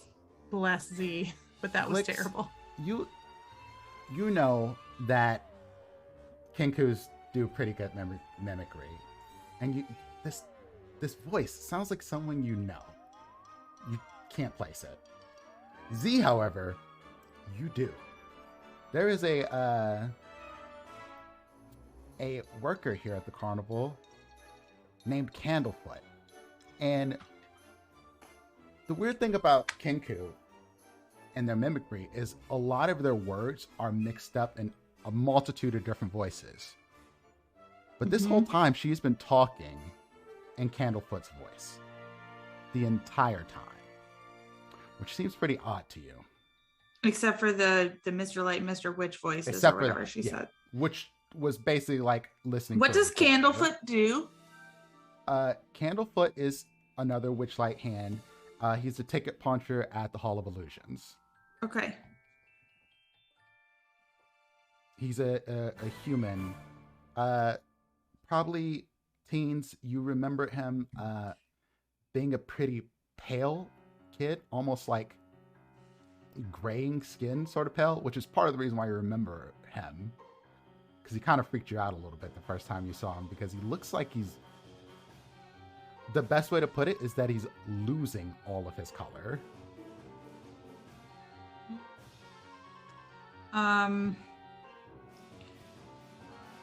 Okay. I'm gonna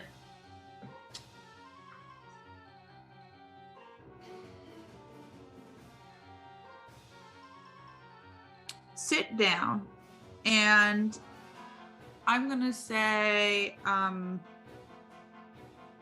tell us more about what your goals are. How could we help you? And then Z is just gonna tune out, like eyes still open, but he's just zoned out and gonna start meditating because he's gonna slowly start to open his senses. And it's like, it's loud here, particularly at the Witchlight Carnival, but he wants to start to open his senses to the natural flow of magic all around us, particularly focusing on this Kinku because he's starting to be suspicious. Maybe this Kinku is not actually even a Kinku. Like maybe there's layers on layers of disguise here. Or maybe this Candlefoot was this Kinku all along, but something does not seem right. And so he wants to see over the next 10 minutes if he can ascertain some kind of magical effect on the Kinku. So you're using detect magic, I assume. Essentially, yeah. I'm using Weave Attunement. Okay. What does Weave Attunement do? It's like a lesser version of detect magic. So can you link it actually? Yes. So that it shows up in the chat. Yeah. Also, my headset's starting to die. Sorry. Okay. Well, that's going to take 10 minutes. Yep. While that's happening, I'm going to keep the Kenku engaged and start asking questions about the Prismari. And I'm going to see if I can put anything together being a plane jumper like I am. Have I heard of this? Do I know what he's talking about? Have I heard of the patron there? Anything like that? I think this actually would call for an Arcana check. That of history. Is it But yeah, go for Prismir or Prismari? Sorry. Prismari would be the people. Prismir is Got the it. place. Right. Got it. Natural 20. Oh, Excellent. Nice. And Nerd! Kettle Steam is just Most appropriate. blurting out everything she knows about the Prismir. Like, what she understands and what you understand, like going back and forth with her, is that getting into the Feywild for many people is by accident. However, based on what she's saying, Witch and Light have to know something about how to get there on purpose through here somewhere. They exist in multiple places at one time. Correct. And because the Feywild is basically a sort of mirror realm of the material plane, there has, if they are working with someone who might be from the Feywild, then they have to have a way to reach them, which means there is a portal, a thin place to go through. And essentially, Cattlesteam tells you, I'm not going to stop until I get answers from them about what happened to her patron and how to get to the Prismir. And she wants you all to go through the portal when she does. And while the weave stuff is going on, I'll relay that anything I know to the rest of the party so that there's no gaps or anything like that. So there has to be something. I'm gonna wander off. I'm gonna go find another funnel cake. I'm gonna get like 5 or 6 of them. I'll drop Kitty to go do it because obviously I have to pay for it. So Okay. But I will go get 6 very large, cherry covered, loads of powdered sugar, loads of whipped cream, and I will precariously throw them on a tray and bring them back for everyone, including the Kenku. Excellent. And by the time she tells this whole story, I think you would have you would have finished your spellcasting. She is a Kinku.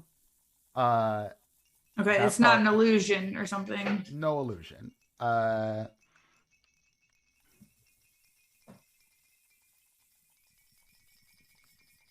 The magic you don't quite entirely understand that's on her, but what you do understand, like walking away from this essentially, is that this voice doesn't belong to her. It must be stolen. You don't know how. When's the last time I saw Candlefoot?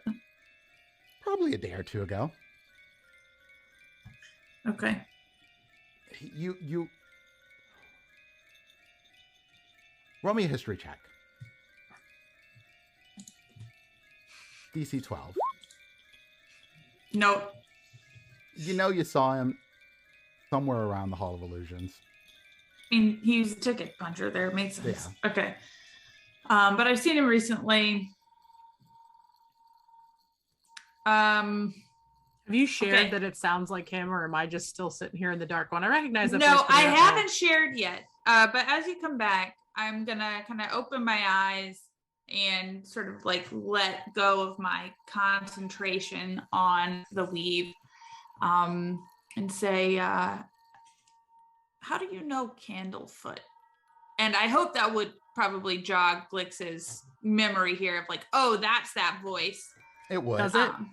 Yeah, absolutely. I won't make you roll for that, like, because that's when it'll hit you. Like, I know who he sounds. Yeah. Sounds like. I knew it was something. And I'm just handing out funnel cake to anyone who wants one. And I've already got powdered sugar like all over my face. Because I'm of two minds. I'm like, either this person has done something to Candlefoot, stole his voice, bless this poor kid's heart, or was Candlefoot all along just like pretending in someone else's voice?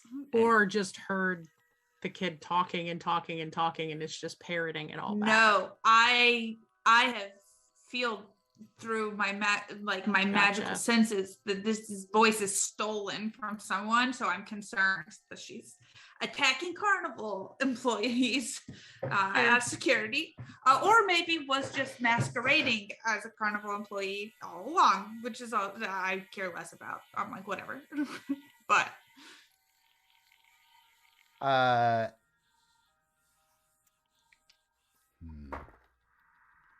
yeah. Roll me another insight check. I would say both Glyx and Z, because the rest of you are kind of like, who the fuck is Candlefoot? Yeah, no idea. Why is he wearing candles on his toes? Sort of got another It's clown much prince. better. While this is happening, you'll see Kismet like very politely take a little bit of the funnel cake, bite it, make like a grimace, and just put it down. Like, this isn't. Oh, I eat it in the but most I disconcerting way appreciate it. possible. I slide it down my throat like an owl. Like it's literally like. See the neck bob and everything as it goes down. I- Delicious. Ooh, I push mine towards Elifor. I'm like, you look hungry. I can go a little bit longer without food. It's fine. Do you not like just- funnel cake? I'm sorry. Would you like me to get you something different? I don't think they. O negative, sell it AB here. positive. Damn. And do you say that in K? Yep. I turn to Elifor. Not in a bad way. Like he's at this point, he's just accepted it. Ulfir, are you You gonna know, try that your would funnel work. cake? Ulfir is still working on the bone.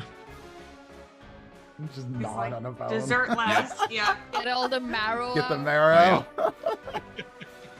Waste nothing. I look at Glyx and I say, this doesn't really sustain me anymore. Not as well as some other blood. Not as well as blood does. And she's gonna look at you funny because she probably think had not put Cattle two and two Steam together. looks at you the same. I had not put two and two together because we don't have a Yeah. lot of vampires that work at the carnival because we're open during the day. Oh, I'm getting a little jumpy. It's been a while. But it's fine. It's fine. It's He just sort of shrugs and starts shoveling funnel cake down. Z lives on sugar. Like, it's Z fine. and Glyx, this thing pretending it doesn't know Candlefoot is, yeah, it doesn't pass the mustard. You can see the nervousness. what's a candlefoot? Okay. I turn to Z. Out of curiosity, just real quick, since this is an interplanar carnival, do they have anything for people like Kismet?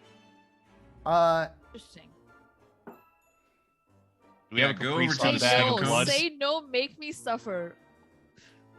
I'm gonna Just guess go that to we Snow probably Dunes. have something that you would have Somewhere. to give There someone. might be Yeah. a little bit of a black market here. I'll just Yeah. put it like that. Oh, there we go. Let's go. I'll Like just be a like, I'll just paper kind of bag. clock it and be like, we'll figure out a juice box for you in a little bit. Yeah. I'm gonna like, obviously I'm already like along with the carnival. I'm starting to darken a little bit. I'm starting to not be as bright and as vibrant as myself. I'm already getting irritated. Now I know that there might be a kid hurt. That's part of my home. He's not a kid. He's just young for an adult. He might be He's early human, 40s. and I'm 146. He's Yeah. a So baby. Baby. So nobody has said anything about him stealing the voice yet? No, actually. No, This- it's just you how just do you asked. Yeah, know we have no him? idea. Yeah. And then you asked who's Candlefoot or Yeah. what's Candlefoot or whatever. Right. Yeah. And Z's just gonna squint at this nervous looking Kenku and say, well, I think this person took his voice. Yes. Oh, that would Okay. explain why the Kenku is talking so perfectly. Okay. Fine. And she reaches in her cloak and pulls out a little doll. It looks like it's made of corn husks, like a little thorny stem tied around its neck. It doesn't look like Candlefoot. Well, you think this is probably meaning to represent him. Ah, from the Louisiana Kenku's, got it. Yep. Pretty much. And she's like, I I need this to be able to speak. At least to make sense of things. Where is he? I suspect he's working. Is Can he all he- right? I mean, he won't be able to talk until I'm done, but yeah. That's not very polite. Unless you paid him for it. He'll Did be he whore his fine. mouth He's up? young. It's a little bit of an inconvenience. Did you get his permission? No, I don't think so. He's See, just we're gonna be not- staring daggers. I look around and I say, we're not hot on people taking things without consent here. It's kind of a prickly subject for all of us. Aren't you a vampire? You drink blood.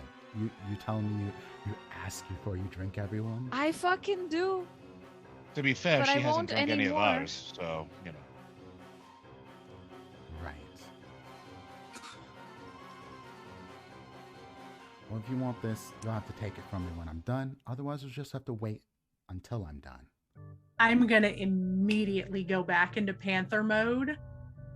How many How shifts many do you wild have? I get 2 a Okay. day, and I get them back after a short rest. I get 2 per Oh short shit! rest. We did short rest. That's Yeah. fair. That's why I asked. In case I needed it. I've only used one since the short rest. I'm Are- Panther again, only I roll look me- a lot angrier. Oh, roll me intimidation, I suppose, then. And I look at the Kenku and I look around and I say, you know, A you're 19. starting to change my mind. You're looking Oh, for shit. 14. And I imagine you do a little. How do you want to do this? You tell me how you. I'm essentially going to, like, just as I'm walking up, shift and get right in their face and hiss. Yeah, except when you're Giant talking about big panther cats, teeth. instead of hisses, it's more like a It's a little growl. mini roar growl thing. Yeah, pretty much. And whatever like strength in the spine that this Kenku had, it leaves after that growl.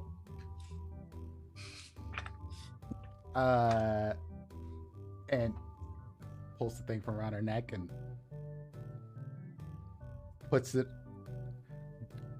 goes to put it around your neck, kind of like And I shaking just a kind little of bit. grab it with my paw. Like I just bat it and hold on to it, like put it down on the ground, and I look at Z, almost expecting Z to like ask the questions of how do we put it back. Yeah. Z's gonna ask, how long would it take you to make another for someone else? And you speak if Why? that's not on your person? Oh. Okay. Well, it's just And in that's in a different, different voices voice, and things. yeah. Yeah. Mhm. Well, for the purpose of a conversation, I'm willing to lend you my own voice. And several different voices essentially say, "Excuse me, but you kind of sound like a douche." I get that a lot. It's true. I'm better off this way. Just Hey, just it wasn't take the me this doll. time. Yeah. Welcome, Raiders. Yeah. Z's just gonna shrug. Does anyone else have any questions? And does he have a sense, like he's not a wizard or something like that, but just like of like if he pulls this apart, would that probably It would. release them? Yeah. So he's just gonna like yank on it. Oh, all right. He's already like got the doll's head off. He just stops and looks at Kismet. And Z, with your like detection of magic, I guess, with you basically you can almost feel the magic sort of glitter away from this thing. Yeah, it's like a little like Yep. release. Yeah, feeling. Yeah. I'm gonna like nose at the little pieces of the doll that's left and look at Z and kind of look at everybody else and look back at Z and like nod my head back towards the carnival, almost like I want to go check on him. Z shrugs. He's fine, Glyx. And It's back. she goes, and a bunch of different voices, which is really disjointed and it sounds really strange. But essentially she says to y'all, just find out what happened to Zabilna. Zabilna, that's her patron. That's right? her patron. Yeah. And pen down Witch and Light. They know something.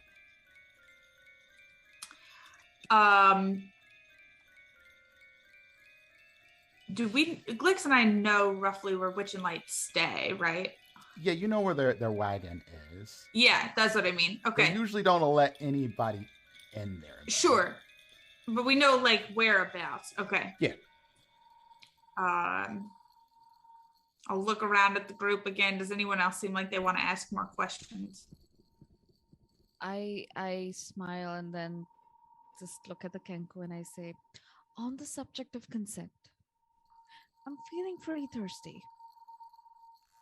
Would you mind? The eyes widen, goes, of course I'd mind. I wouldn't take a lot. She kind of backs away. No, it's okay. It's like- I'll find someone else. This juice box moment with the Kenku brought to you by Voice Mod. Voice Mod for all your voice altering needs. I'm gonna go now. If you Oh, change your well. mind. I let out one extra little growl just to put the point home. Maybe don't fuck with carnival members. Y'all makes seriously don't fuck with carnies. A yelp sound, and it sounds almost like a dog that's been hit by accident. I wave as the Kenku is backing away. All right, Kettlestein. It was nice to meet you. And I'll I try to help think you out. that's where we're gonna end today's session. Actually, with carnies, we'll cut you. Yeah, no, Oh my that's God. yeah.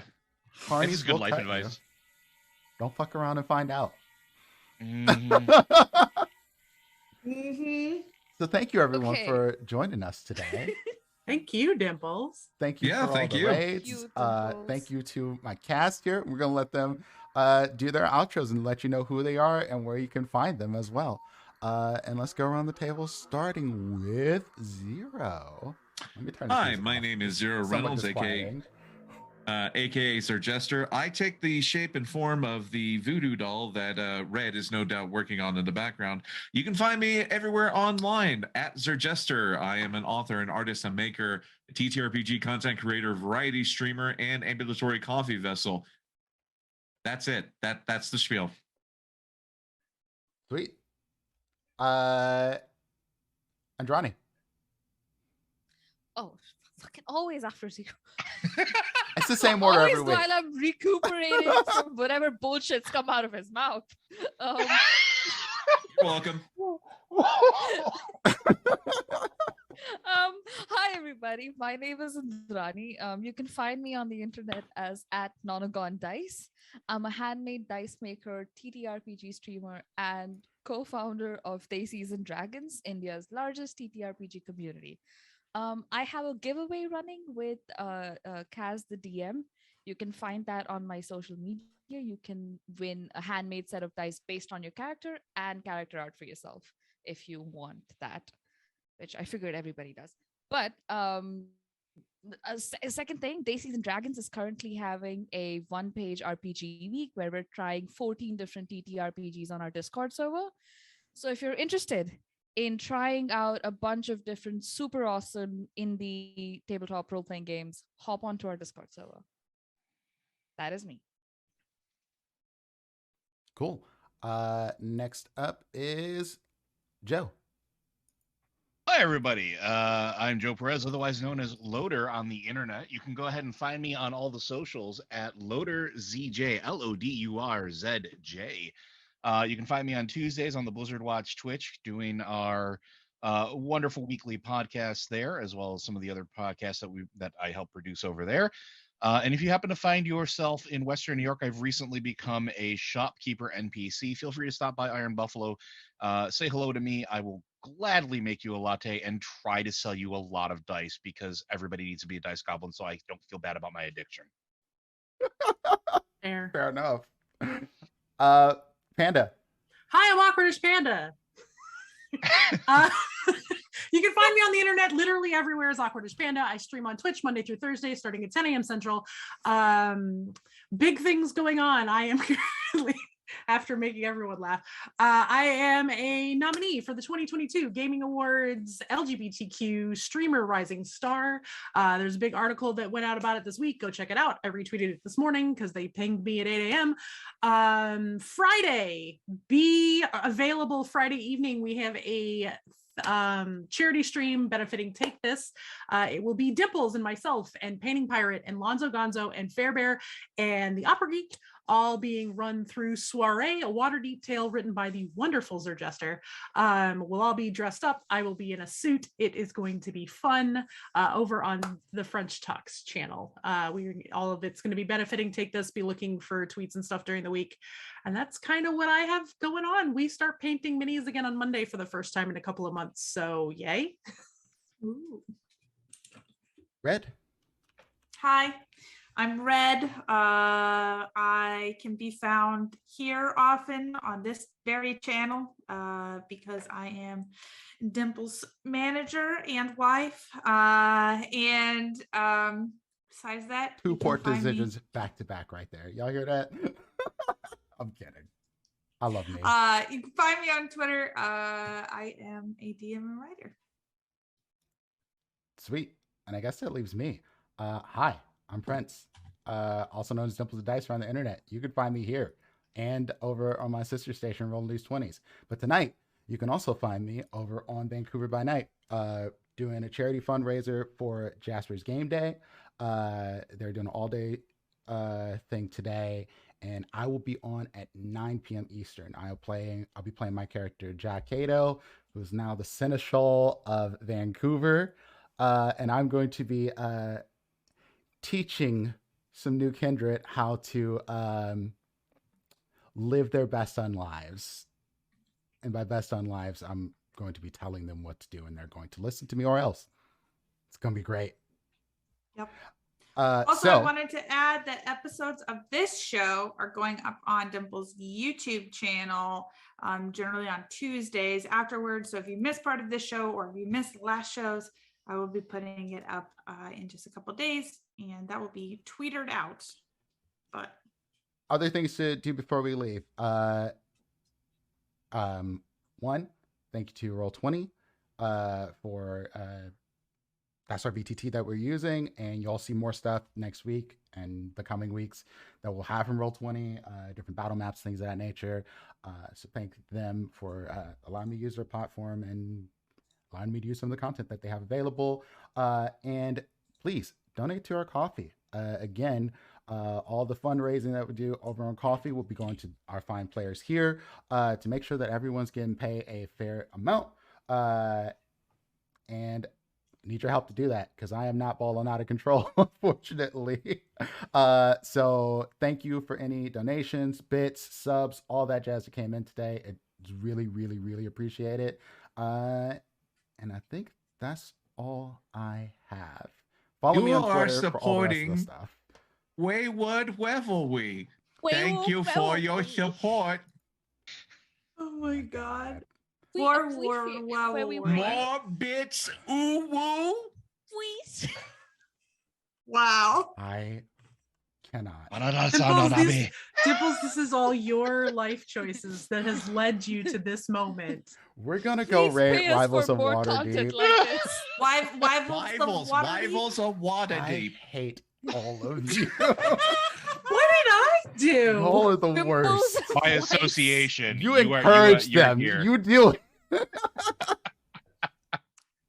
Thank Don't y'all forget again. to tune in next week. Yes, See see y'all you next next week week. on Sunday. Make sure you're Yes. following on YouTube.